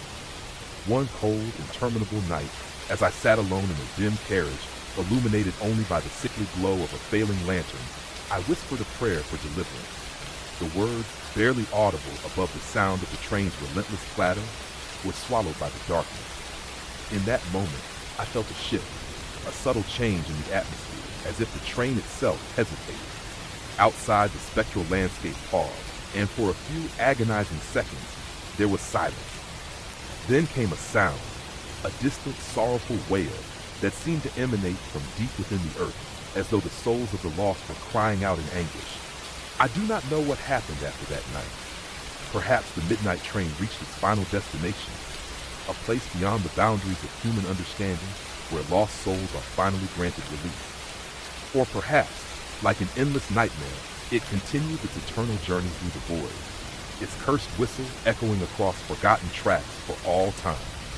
All I know is that my account, recorded in trembling detail on that night, remains as a testament to the horrors of a realm where the living and the dead intermingle, where time is but a faded memory, and where the midnight train to nowhere carries its passengers into an everlasting darkness. I have since locked the ledger and the letter in a safe, hoping that my words will serve as a dire warning. Some journeys are best left untraveled, and some mysteries are far too horrifying to be unearthed. It was a frigid, bone-chilling night in late December when I first learned about the legend of the Forgotten Vale, a desolate, cursed burial ground hidden deep in the remote forests of northern Maine. Locals in the nearby town of Coldwater spoke in hushed, fearful tones about the vale, insisting that its grounds were a gateway to a realm where the dead whispered their secrets and unspeakable horrors prowled beneath a veil of eternal darkness. Intrigued by these ominous tales, and driven by a compulsive need to uncover the truth, I set out on a journey that would forever change my understanding of terror. I began my expedition in my weathered 2008 Jeep Wrangler, its headlights cutting through the inky darkness along a narrow, winding forest road. The road stretched for roughly 18 miles from Coldwater, a modest town with a population of around 1,200, into the dense, snow-blanketed woodlands. The road was barely 14 feet wide, with ragged shoulders only about 3 feet wide, lined on either side by towering pines and rugged granite outcroppings. The temperature had plunged to nearly 5 degrees Celsius, and a biting wind whipped frozen flakes across my windshield as I drove deeper into the wilderness. After nearly 18 miles, I finally reached the outskirts of the Forgotten Vale. A decrepit iron gate, roughly 7 feet tall and rusted by decades of neglect, marked the entrance to what appeared to be a 2-acre burial ground. Beyond the gate, the grounds were eerily quiet. The cemetery's worn gravestones, many standing around 3 to 4 feet tall, were scattered haphazardly amid gnarled oak trees and frost-covered shrubs. In the pale glow of my Jeep's headlights, I could just make out names and dates that hinted at a long-forgotten past. Lives once vibrant, now reduced to whispers in the wind. Steeling my nerves, I parked the Jeep about 150 feet from the gate and stepped out into the frigid air. The crunch of my boots on the snow-covered path echoed ominously, as if the veil itself, were listening. I activated my flashlight, a sturdy beam of 5 lumens that cut through the darkness in narrow strips, and slowly pushed open the creaking gate. Its hinges groaned like the wails of lost souls, and as I stepped onto the overgrown pathway, a heavy silence descended around me. The cemetery was a morbid mosaic of history and decay. Weathered headstones jutted from the earth at awkward angles, many inscribed with barely legible epitaphs. In one corner, an ancient mausoleum stood nearly 10 feet tall, its stone facade etched with intricate carvings of angels and grotesque faces that seemed to shift in the flickering light. I couldn't shake the unsettling feeling that the very ground beneath me pulsed with a hidden heartbeat, a rhythm that echoed the slow, deliberate march of something unseen. I began my exploration near the mausoleum, moving cautiously along a narrow path that wound through the rows of crumbling markers. Every few steps, I paused to study a particularly weathered stone, one engraved with the name Eleanor Maynard and dated 1872. Another, a large obelisk, stood 6 feet tall and bore the cryptic inscription, "Here lie the whispers of forgotten dreams." The atmosphere was heavy with an inexplicable melancholy, as though each grave held not only a lifelong ending, but also the lingering regrets of those who had been forgotten by time. As I reached the center of the cemetery, a clearing approximately 50 feet in diameter, I noticed something odd. In the middle of the clearing, surrounded by a circle of ancient yew trees, whose twisted branches formed a canopy about 20 feet above the ground, lay a large, flat stone slab. The slab measured nearly 8 feet by 10 feet and was covered in strange, arcane symbols that glowed faintly in the beam of my flashlight. I knelt before it, feeling a magnetic pull, as though the stone itself were calling out to me. The air around the slab was noticeably colder, by nearly 15 degrees Fahrenheit, than the surrounding ground, and an eerie silence pressed in as I traced the symbols with trembling fingers. A sudden, distant sound shattered the silence, a low, mournful hum that seemed to emanate from the very depths of the earth. I jerked my head upward, scanning the dark horizon. In that moment, a heavy mist began to roll in, obscuring the grave markers and turning the clearing into a shifting sea of white. The temperature plummeted further, and my breath appeared as swirling tendrils in the dim light. The hum grew louder, and I could almost discern the faint murmurs of voices overlapping in an indecipherable language, a language that spoke of sorrow, of loss, and of damnation. Driven by equal parts dread and fascination, I decided to venture deeper into the veil. I followed a narrow, overgrown path that led to the back of the cemetery, where the gravestones became more numerous and their inscriptions more disturbing. One headstone, battered and almost illegible, bore the date December 15, 1897, alongside the cryptic words, "May the veil never be lifted." My heart raced as I wondered what secret the cemetery guarded so jealously. Was it merely a resting place for the dead, or was it something far more sinister, a portal between this world and a realm of eternal torment? I pressed on until I came upon an old iron fence that enclosed a small, secluded section of the cemetery. The fence was about 5 feet tall and bent inward as if to protect what lay beyond. Within that enclosed space, the ground was unnaturally flat, and the air was thick with an almost palpable dread. At the center stood a solitary, weathered statue of an angel, a figure with outstretched wings that seemed to weep droplets of stone. The statue was mounted on a pedestal roughly 4 feet high, and beneath it, I noticed a small plaque that read, "Here rests the harbinger of the forgotten." The name sent a shiver down my spine. It was the same harbinger whispered about in local lore, a spectral figure said to appear at the stroke of midnight, heralding the arrival of doom for any who dared disturb the cursed ground. As the wind picked up and the mist thickened, I sensed that I was not alone. In the periphery of my vision, I caught fleeting glimpses of shadowy figures moving between the gravestones, ghostly shapes that vanished as soon as I turned to look directly at them. The air seemed to vibrate with the soft, mournful sighs of lost souls, and the ground beneath my feet pulsed with an almost imperceptible rhythm, as though it were alive. I could no longer ignore the sense that something was watching me, waiting for the moment to reveal itself. With mounting trepidation, I made my way toward a small chapel that lay at the far end of the cemetery.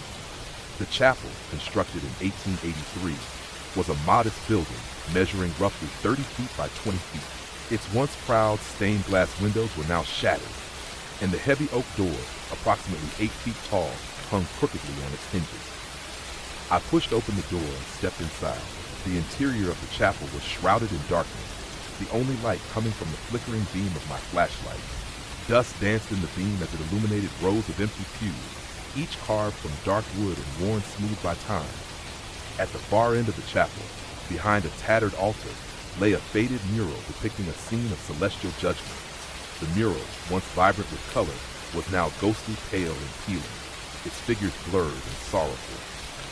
As I approached the altar, I noticed a single worn leather-bound journal resting on a small cracked marble pedestal. The journal, roughly 9 inches by 6 inches, was inscribed with the words, "The Last Testament of the Lost," in faded gold letters.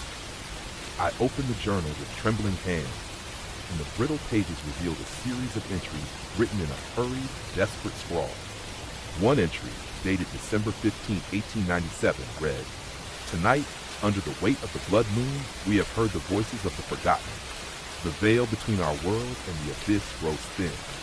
I fear that the harbinger will rise to claim what is owed, a debt born of sorrow and despair. May those who read these words find solace in the knowledge that our fate was sealed by our own sins." The words resonated with a profound sadness that chilled me to the core. It became clear that the cemetery was not merely a repository for the dead, but a battleground for forces that transcended life and death, a place where the living were unwittingly drawn into an eternal struggle between hope and hopelessness. As the night wore on and midnight approached, the oppressive atmosphere reached a fever pitch. I retreated back outside the chapel, the journal clutched tightly in my hand, and returned to the clearing near the large stone slab. The fog had grown thicker, and an eerie luminescence now bathed the slab in a ghastly, otherworldly glow. Suddenly, as the clock in my mind struck midnight, the ground trembled. A deep, resonant rumble seemed to emanate from beneath the stone, and I heard, clear as day, the sound of footsteps pacing in slow, deliberate circles around the clearing. I spun around, shining my flashlight in every direction. There, emerging from the mist between the yew trees, was a figure cloaked in tattered robes. Its face was obscured by a deep hood, but from beneath the shadow, 2 eyes burned with an infernal red light. The figure advanced slowly, each step measured and laden with sorrow. A voice, both ancient and despairing, whispered in a tongue I could not understand, but its tone was unmistakable in its grief and warning. Return what was taken, restore the balance, or be lost forever. I staggered backward, heart pounding, as the spectral figure raised a bony hand toward the stone slab. The slab's arcane symbols flared to light, their glow intensifying until the entire clearing was bathed in a searing light. For a moment I felt as if the veil between our world and that of the forgotten had been torn asunder, revealing a glimpse of a dark abyss beyond, a realm of endless torment where the cries of lost souls echoed without cease. In that moment of terror, I realized that the journal and the cryptic messages were not mere relics of a tragic past. They were keys to a dire purpose. The debt spoken of by the locals, the sorrow of the harbinger, and the whispered warnings all converged into one inescapable truth. Something had been taken from this sacred ground, and only by restoring it could the curse be lifted. Clutching the journal as if it were a lifeline, I made a decision that would forever bind my fate to the forgotten veil. I resolved to return whatever had been stolen, though I had no clear idea what that might be, to the stone slab at the heart of the cemetery. Perhaps, in doing so, I could appease the restless spirits in the harbinger of the forgotten, and in turn, find a way back to the realm of the living. For hours, I combed through the cemetery, guided by the flickering beam of my flashlight and the sorrowful murmurs of the dead. In a secluded section of the graveyard, behind a row of crumbling tombs, I discovered an ornate silver locket lying half buried in the snow. It was small, approximately 2 inches in diameter, and intricately engraved with a symbol identical to those on the stone slab. The locket exuded a cold aura, and I felt an immediate, inexplicable connection to it. Surely, this was what had been taken long ago, a token of a love or promise lost. now the linchpin in a curse that had haunted this ground for over a century. With trembling fingers, I opened the locket. Inside, I found a faded miniature portrait of a young woman with sorrowful eyes and a fragile smile, and a tiny inscription that read, "Eternally remembered." As the weight of this revelation settled over me, the air around me grew even colder, and the spectral figure reappeared at the edge of the clearing. Its red eyes locked onto mine, and it raised its hand once more in silent supplication. I approached the stone slab with a mix of dread and determination. Kneeling before it, I placed the silver locket gently on its surface. The moment the locket made contact, the arcane symbols flared in a crescendo of light. The ground trembled more violently, and the anguished voices of the dead rose into a symphony of release and regret. In a burst of blinding radiance, the spectral figure stepped forward and, with a sorrowful nod, receded slowly into the swirling mist. The oppressive chill began to lift, and the pall of eternal darkness seemed to recede from the veil. For several long, heart-stopping minutes, the only sound was the gentle, rhythmic beat of my own heart. Then, as the light dimmed and the mist cleared, I found that the eerie glow on the stone slab had faded, and the harsh whispering of the dead had quieted into a soft, almost tender silence. I knew in that moment that the debt had been repaid, that the balance had been restored, at least for now.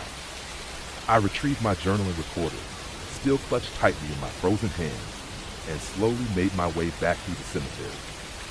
The iron gate loomed in the distance, a silent sentinel guarding the boundary between the living and the forgotten. As I stepped through the gate and began the 150-foot walk back to my Jeep, I could almost feel the grateful whispers of the departed brushing past me, a quiet benediction from souls finally at rest. I drove away from the forgotten vale in the pre-dawn gloom, the experience seared into my mind with an intensity that no rational explanation could dispel.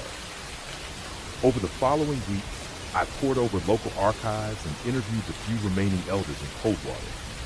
Their tales, once dismissed as mere folklore, now bore a weight of grim truth. The cemetery was indeed a nexus of sorrow, a place where lost promises and broken vows had summoned a curse that could only be abated by returning what was taken. I have since locked the silver locket, the journal, and the recorder in a safe, their grim legacy, a reminder of the night I witnessed the unending sorrow of the forgotten vale. And though I tried to put the experience behind me, every time I traveled that lonely forest road, the memory of the anguished whispers and the spectral eyes of the harbinger returned to haunt me. It was a wind-swept, storm-lashed night in late January when I first heard the whispers about Blackwood Church, a forsaken, isolated structure hidden deep within the backwoods of rural Vermont. Locals spoke in terrified murmurs about the church's cursed bell, shattered long ago under mysterious circumstances, and the vengeful spirit said to be bound to its ruin. Intrigued by the grim lore and determined to document its terror, I embarked on a journey that would etch itself into my soul with horrors I never imagined possible. I set out in my old 2007 Ford F-250 along a narrow, snow-dusted country road that stretched nearly 15 miles from the nearest town of Millbrook, population 1,800, into the heart of an ancient forest. The road, barely 20 feet wide, with shoulders no wider than 3 feet, was bordered by frost-covered pines and birches, whose gnarled branches swayed violently in the biting wind. At the side of the road, icicles glistened like daggers in the pale beam of my headlights, and the temperature had plunged to nearly 10 degrees Fahrenheit, the cold seeping deep into my bones. After about 15 miles of twisting turns and relentless drifts of snow, I finally reached a clearing where the silhouette of Blackwood Church emerged from the darkness. The church was a crumbling relic of a bygone era, its weathered stone walls and stained glass windows, a testament to both beauty and decay. The structure measured roughly 80 feet in length and 50 feet in width, with a steep gabled roof that rose nearly 40 feet above the ground. Ivy and frost had claimed its facade, and broken stained glass panels, each about 2 feet by 3 feet, glowed faintly in the flicker of my headlights like fragments of lost souls. An iron gate, rusted and bent from years of neglect, marked the entrance to the churchyard. Standing approximately 7 feet tall, the gate creaked ominously as I pushed it open. The overgrown cemetery beyond was silent, except for the howl of the wind, and gravestones, some as tall as 4 feet back, many toppled or shattered, littered the grounds in disarray. A heavy mist had begun to roll in, softening the outlines of gnarled trees and weathered monuments, and giving the entire place an ethereal, haunted quality. Drawing a deep breath to steady my nerves, I parked my truck about 100 feet from the gate and stepped out, my boots crunching on compacted snow. I activated my high-beam flashlight, its powerful 100-lumen beam piercing the encroaching darkness, and approached the church. The door, a massive oak slab nearly 8 feet tall with iron studs along its edge, hung ajar as if inviting me inside. I hesitated for only a moment before pushing it open. The sound of creaking wood echoed down a dark, cavernous nave.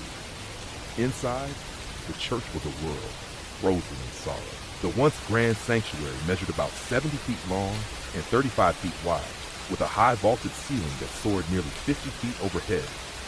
Faded murals, their colors muted by time, adorned the walls and depicted scenes of celestial glory, now marred by dark, indistinct shapes. Rows of wooden pews, each roughly 6 feet long and carved with elaborate scroll work, stood in silent witness, their surfaces dusted with a thick layer of frost and neglect. The air was heavy with the scent of damp stone, decaying wood, and an indefinable sadness that seemed to seep from every crack and crevice.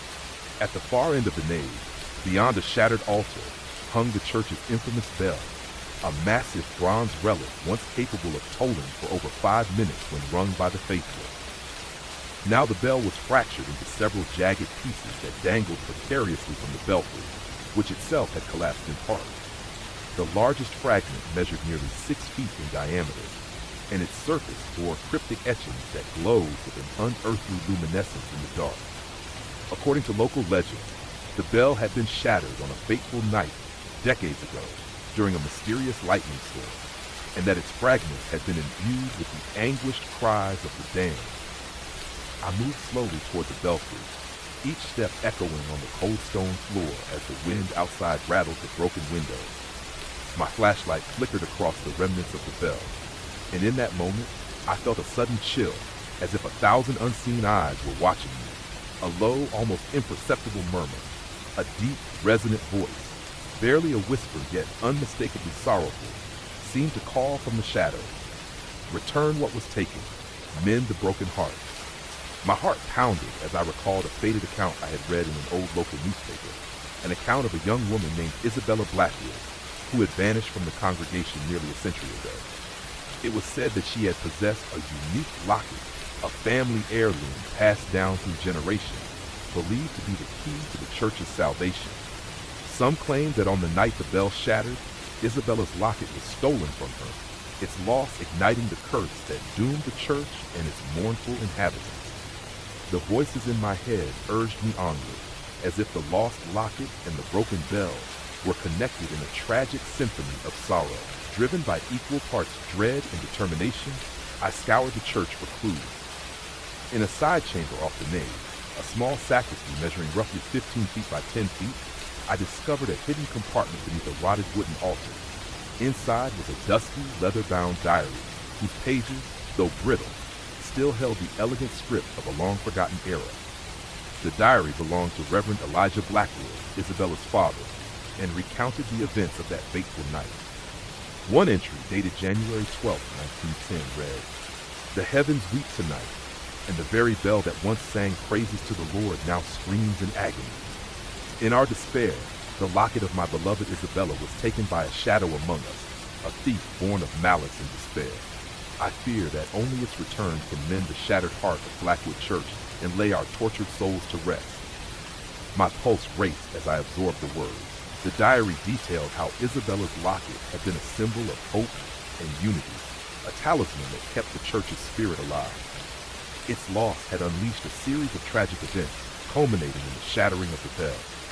The Reverend's desperate plea resonated in my mind as I stepped back into the main hall. Determined to break the curse, I knew I had to find the missing locket.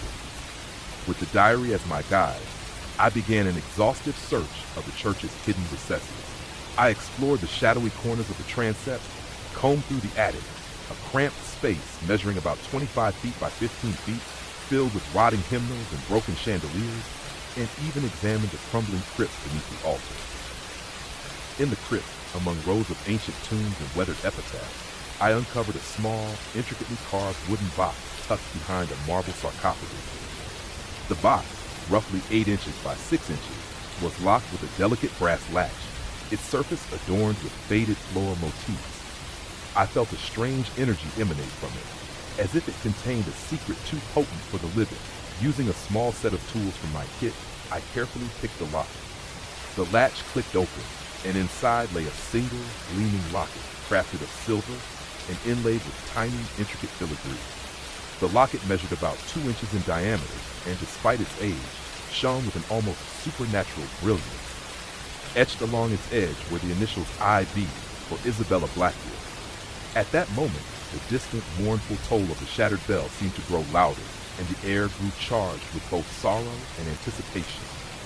Clutching the locket tightly, I made my way back to the belfry.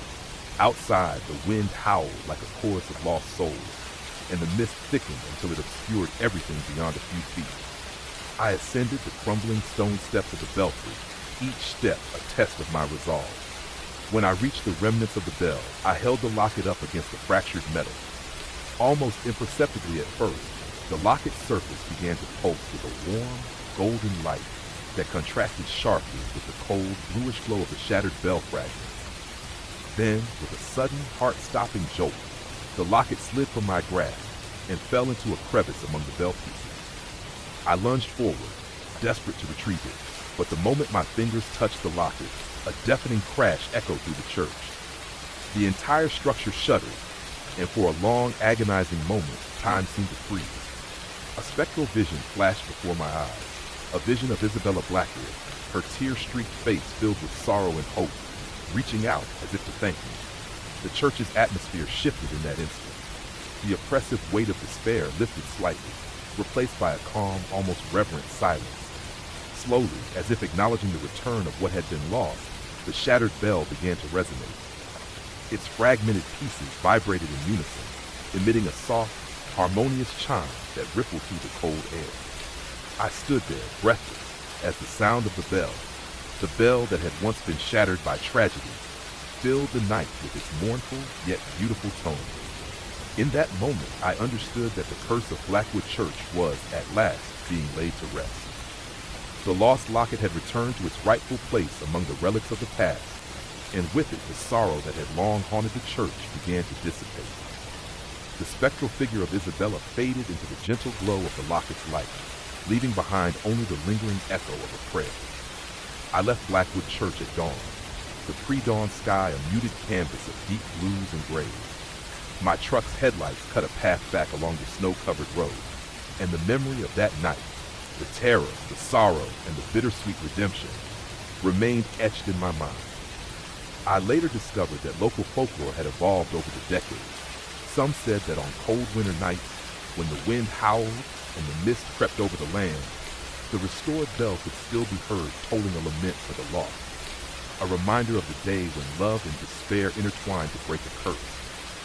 I have since locked away the diary, the locket, and my field recordings in a safe, each item a solemn reminder of that fateful night at Blackwood Church. And though I try to move on with my life, every so often, on nights when the wind is especially mournful, I swear I can hear the gentle tolling of the bell, calling out across the silent, snow-laden fields. It was a frigid February night when I first caught wind of the legend of the abandoned Marlowe Theater, a once glorious playhouse now left to decay in a derelict section of downtown Philadelphia. Rumors in hushed tones told of spectral performances and a cursed marionette whose sorrowful song echoed through the empty corridors long after the final bow. Drawn by a morbid fascination with haunted relics, I resolved to visit the theater, unaware that I would soon step into a realm of nightmares far beyond the ordinary. I arrived in my 2010 Dodge Charger along a narrow, historic street that measured roughly 100 feet wide, its cobblestones slick with a fine mist and dusted with snow. The Marlowe Theater, a towering relic of a bygone era, stretched nearly 120 feet in length and 60 feet in width, its once bright marquee now a faded promise of past splendor. The grand facade, adorned with intricate stone carvings and a worn neon sign proclaiming a night to remember, stood in silent testimony to glory now lost. The front doors, massive oak portals nearly 10 feet tall with ornate brass handles, lay slightly ajar as if beckoning visitors to cross the threshold into darkness. I parked my car about 20 feet from the entrance, my breath condensing in the 15 degrees purer air, and stepped cautiously into the lobby. The marble floor, pavement of roughly 1 foot square tiles, was cracked and scattered with fragments of mosaic art. A grand sweeping staircase of 18 carved wooden steps, its banister adorned with names of past patrons now barely legible, ascended into a darkness that promised secrets. The dim glow of my 150 lumen flashlight cut thin beams through the murk, revealing tattered red velvet curtains hanging listlessly in deserted corridors. I began my exploration in the main auditorium. The stage, an expansive platform about 40 feet wide and 30 feet deep, once hosted dazzling performances and now lay cloaked in silence. Ornate proscenium arches, now partially collapsed, framed the stage with a ghost of elegance. Rows of plush seats, each approximately 8 feet apart, stared vacantly into the void. I could almost hear echoes of applause and laughter, now replaced by a dissonant creak of aged wood and the distant rustle of tattered fabric. Drawn by a feeling of inevitable sorrow, I ventured backstage through a set of ornate doors measuring 7 feet tall by 4 feet wide. In the dim, labyrinthine corridors, I passed forgotten dressing rooms and narrow hallways lined with dusty mirrors and closed wardrobes. One mirror, fractured in a delicate spiderweb pattern that spanned several inches, reflected a fleeting shape behind me, a gaunt figure that vanished when I turned. My pulse quickened, yet curiosity pushed me onward. In the main dressing room, a cramped chamber roughly 20 feet by 15 feet, I discovered a moth-eaten gown draped over a battered mannequin. Taped to a cracked mirror was a yellowed note, measuring 8.5 by 11 inches, written in hurried script. The show must go on, even in death. Find the music, and you may find the truth. A chill crept over me as I read the words, and a sudden gust of wind stirred the dusty air, as if an unseen presence had whispered them directly into my ear. My search for clues led me back to the auditorium. There, near the front of the stage, stood an ancient grand piano, its once polished surface now dull with neglect and keys yellowed with age. I carefully opened its lid and found a single sheet of music titled The Marionette's Lament, penned in elegant cursive on paper, measuring approximately 8.5 by 11 inches. The melody was haunting, promising a sorrowful farewell that resonated with loss. Overcome by a need to hear its full echo, I retrieved my portable keyboard, an instrument whose keys I had meticulously marked, and played the opening notes. The sound, soft and ethereal, filled the vast space, and for a moment the silence of the theater seemed to weep along with me. As the notes lingered in the chill air, a spectral vision materialized on the stage. Before me stood a marionette, a figure crafted of porcelain, its delicate features fractured and stained, its eyes hollow yet brimming with an eternal sadness. Its strings, nearly 2 feet in length, dangled limply from an unseen source above. The marionette moved with a slow, almost graceful precision, as if controlled by a phantom puppeteer, and when our gazes met, an indescribable sorrow passed between us. In a voice as fragile as a whisper yet laden with timeless despair, the marionette spoke. I am the phantom of this forsaken stage, bound to perform a final act for a lost love. Only when my last lament is sung shall our souls be free. The words struck me like icy daggers, as if in response, the theater's lights flickered and then burst into a montage of visions, a dazzling yet horrifying tapestry of memories. I saw scenes of jubilant audiences, vibrant performances, and then the inevitable descent into chaos. Actors vanishing mid-scene, the theater succumbing to darkness, and a final tragic collapse that swallowed hope whole. In the center of this vision, the marionette wept silently, its tears sparkling like shards of broken dreams. When the visions faded, the theater was plunged back into quiet gloom, but the marionette remained. Determined to break the curse that tethered the spirit to this decaying relic, I recalled the note from the dressing room. It had spoken of finding the music and the truth. I gathered the sheet music, the diary-like note I had found earlier, and began to scour the theater for further clues. Hidden behind a worn velvet curtain in the back of the stage, I discovered a narrow door, only 2.5 feet wide by 7 feet tall. Pushing it open, I descended a creaking staircase into a subterranean chamber, a secret passage beneath the theater. This hidden room measured about 15 feet by 10 feet, its walls lined with rows of forgotten seats and dominated by a solitary spotlight fixed on a large, ancient mirror. In the center of the chamber sat an ornate mahogany music box, roughly 8 inches in length and 6 inches wide, its surface intricately carved with dancing figures and delicate filigree. A small, winding key protruded from its side. I turned the key with trembling fingers, and the music box began to play a soft, mournful tune, one that harmonized perfectly with the marionette's lament. As the melody filled the room, the mirror shimmered, and a ghostly projection materialized. I saw the face of a young actress, ethereal and tear-streaked, whose gaze conveyed a longing for a lost love. In a voice that blended with the music, she implored, "Complete the final act and set us free."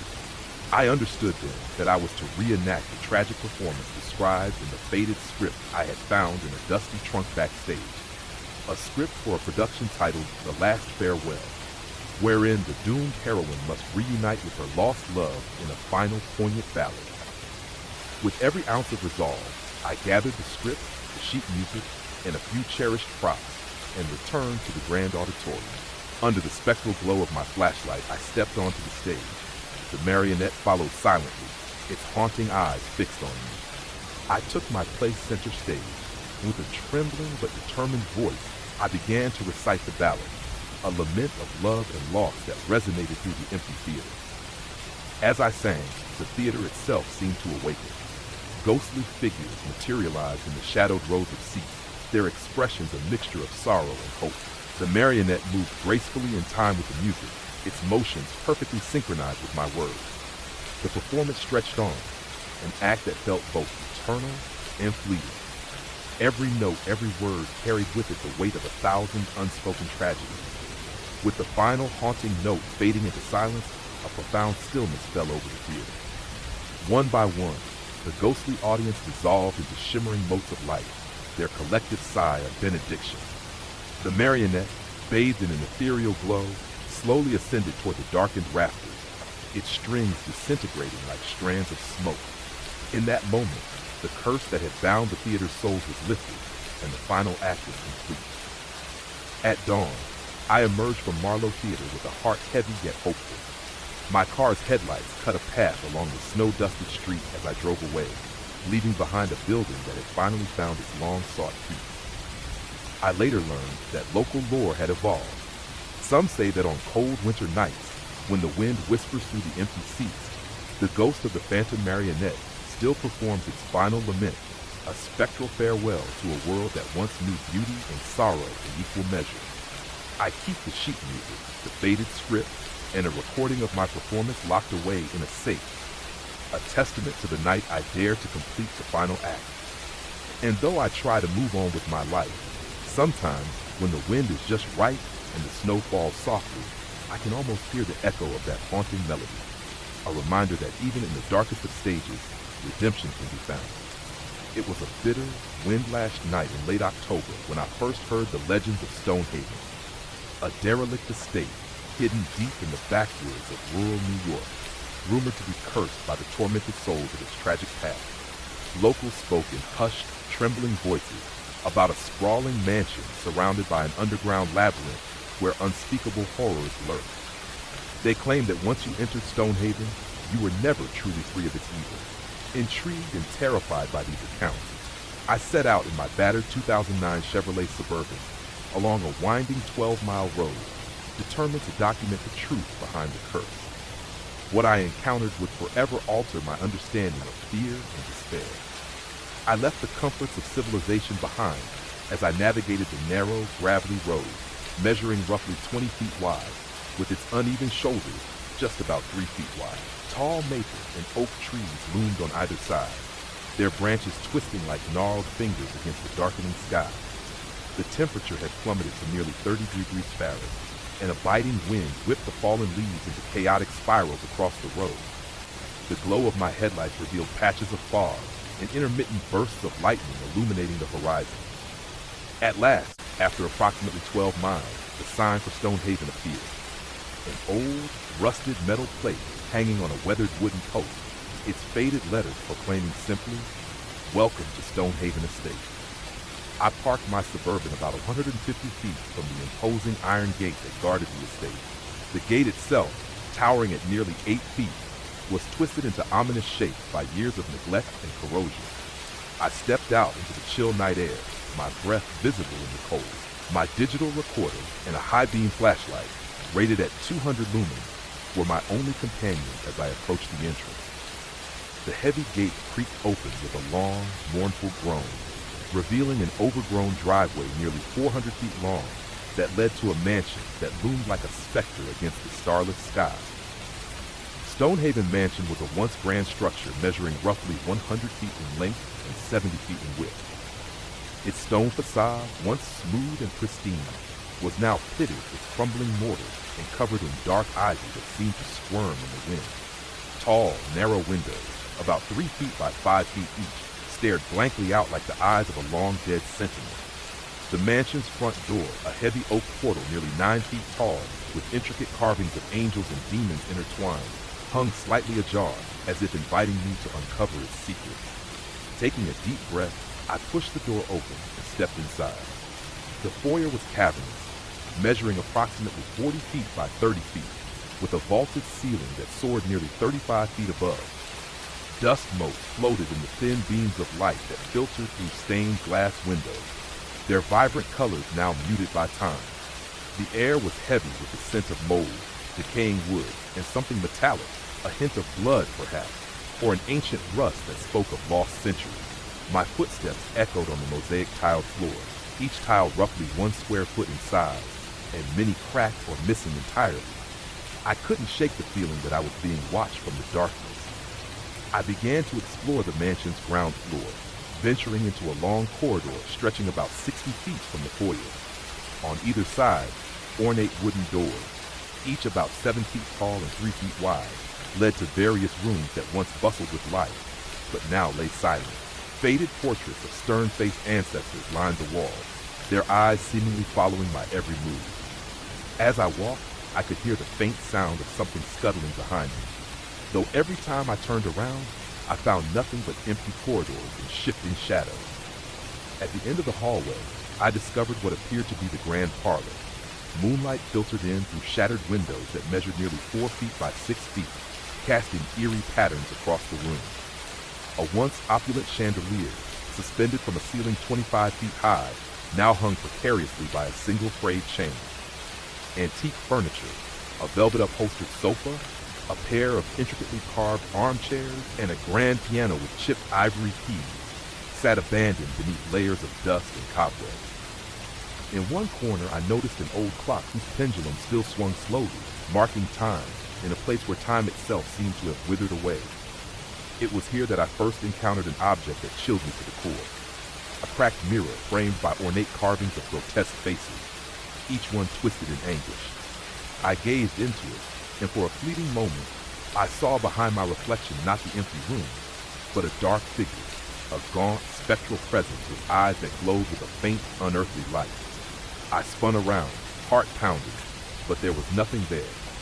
The silence pressed in on me as I left the parlor and made my way back to the foyer. My investigation grew bolder as I decided to explore the mansion's upper floor. I ascended a sweeping staircase of dark oak consisting of 22 creaking steps, each approximately 8 inches high, with a banister intricately carved but now splintered with age. At the top, a long corridor extended roughly 70 feet, lined with closed doors that led to private chambers and studies. I tried the first door on the left, a heavy wooden door about 6 feet tall, and found it opened onto a master bedroom. The room measured around 35 feet by 30 feet and featured a massive 4-poster bed draped in heavy, moth-eaten drapes that almost touched the floor. A large window, roughly 6 feet by 5 feet, offered a view of the overgrown gardens outside, where shadows danced in the faint moonlight. In one corner of the master bedroom, I discovered a small writing desk cluttered with yellowed letters, a broken inkwell, and a leather-bound journal. The journal, its pages brittle and stained, contained frantic entries written in spidery handwriting. One entry, dated October 27, 1893, read, "The curse grows stronger with each passing night. In our desperation, we have awakened the spirits of the lost. May our sins be forgiven, for tonight the walls whisper our regrets." A chill ran down my spine as I read those words.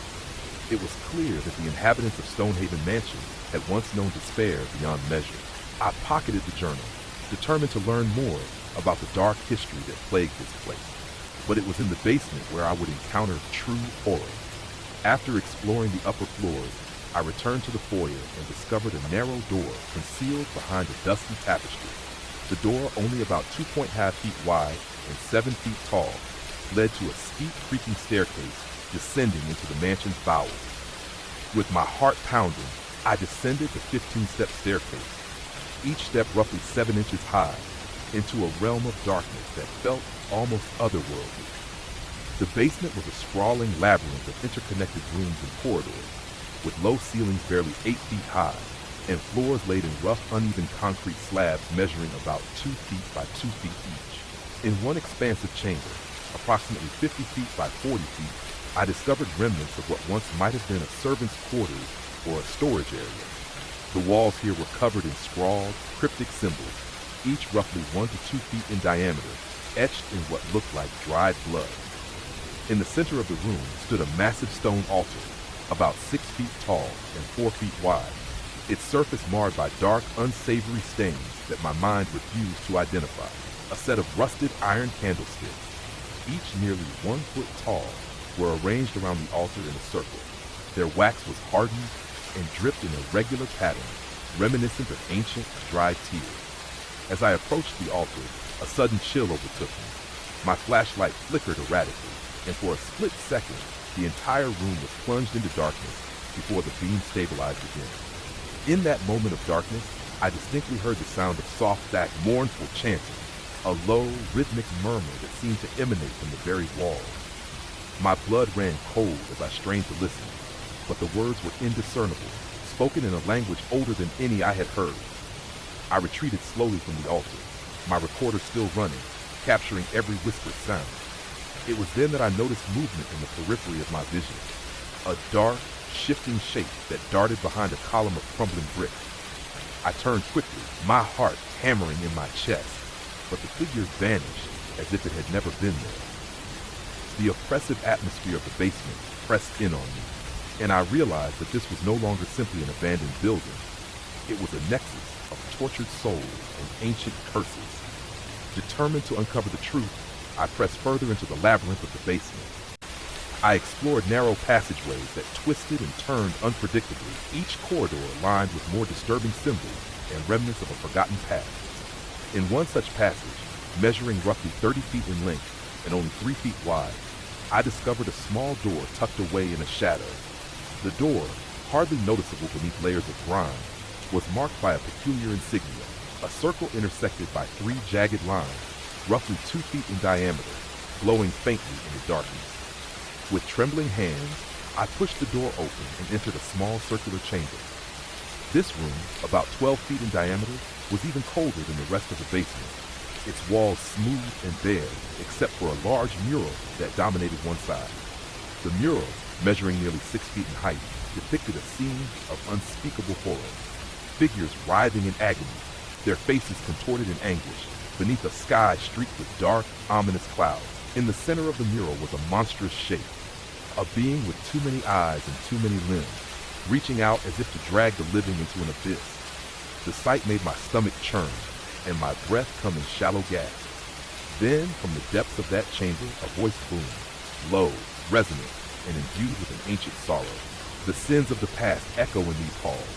Return what was taken, or suffer forever in the labyrinth of despair.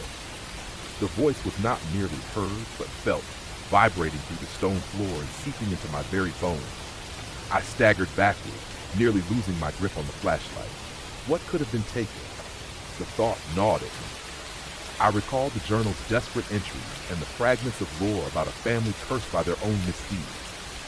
The mansion, it seemed, was bound by a dark pact, one that required a token, a relic of love or loss, to be returned to restore the balance.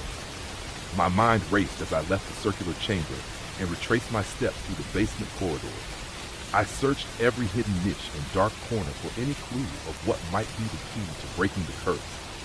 In a cramped storage room cluttered with dusty trunks and broken relics, measuring about 20 feet by 15 feet, I discovered a small wooden box, roughly 8 inches by 6 inches, fastened with a rusted latch. The box was adorned with delicate carvings of intertwined vines and small, weeping faces. My pulse quickened as I carefully opened the box.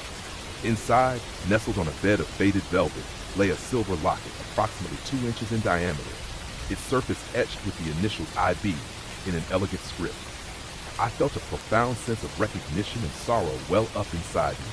The locket must have belonged to Isabella Blackwood, whose tragic fate was whispered about in the faded diary I had found upstairs. According to local lore, Isabella had been the cherished daughter of the Stonehaven family, whose untimely death and the subsequent loss of her locket had ignited a curse that spread like a shadow over the entire estate. It was said that only by returning the locket to its rightful place, somewhere within the mansion's heart, could the curse be lifted. Armed with the locket and the fragments of the diary, I retraced my steps back to the circular chamber with the mural. I knew, deep down, that the ancient inscription and the spectral voice demanded restitution. With trepidation, I approached the mural once more. The air around the mural was thick with an eerie energy, the temperature dropping by nearly 10 degrees Fahrenheit as I neared. I reached out and gently pressed the silver locket against the center of the mural, where the monstrous figure's many eyes seemed to focus their gaze. In that instant, the room erupted in a blinding flash of light. The mural's figures seemed to move, their expressions shifting from agony to a semblance of relief. The stone floor trembled beneath me, and the soft, mournful chanting returned, this time rising to a crescendo that filled every corner of the chamber. I could feel the weight of centuries of sorrow and guilt lifting, as if a long-held burden was being released. For what felt like an eternity, I stood there, paralyzed by a mixture of awe and terror, as the spectral voices and the echo of the ancient curse merged into a single harmonious note. Then, as suddenly as it began, the light faded and the chanting subsided into a gentle hum. The oppressive atmosphere in the basement lightened, and the temperature began to rise back to a more bearable level. I knew that the curse of Stonehaven Mansion was, at least for the moment, appeased. Exhausted and shaken, I carefully made my way back up the winding staircase to the mansion's main floor. The corridors, though still shadowed and forlorn, no longer seemed as suffocating as before. In the grand parlor, I found the faded portraits and the broken clock now held an air of quiet melancholy rather than malevolent dread. I retrieved the diary from my backpack and read one final entry that I hadn't noticed before. A final plea from Reverend Elijah Blackwood, dated October 29, 1893. May our souls find redemption in the return of the lost token. Let our legacy not be one of despair, but a reminder that even in darkness, love endures. With that final hopeful note echoing in my heart, I stepped out of Stonehaven Mansion into the crisp pre-dawn air. I climbed into my truck and drove along the familiar 12-mile road back to civilization. As the first hints of sunrise broke the horizon, the mansion receded into the distance, a silent, solemn monument to a past both tragic and redemptive. Over the ensuing months, I dedicated myself to studying the legends of Stonehaven. I interviewed local elders, scoured newspaper archives, and pieced together the fragmented history of the Blackwood family. What emerged was a story of love, loss, and a curse born of desperation. A curse that had plagued the estate for over a century, until that fateful night when I returned what was taken. I have since locked the silver locket, the diary, and my field recordings in a safe, preserving them as both evidence and a reminder of the night I bore witness to the accursed labyrinth of Stonehaven. Though I try to move forward, I sometimes awaken in the dark hours of night, hearing the faint echo of ancient chanting and feeling the weight of unseen eyes upon me. A reminder that some curses, though lifted, leave behind shadows that may one day stir again.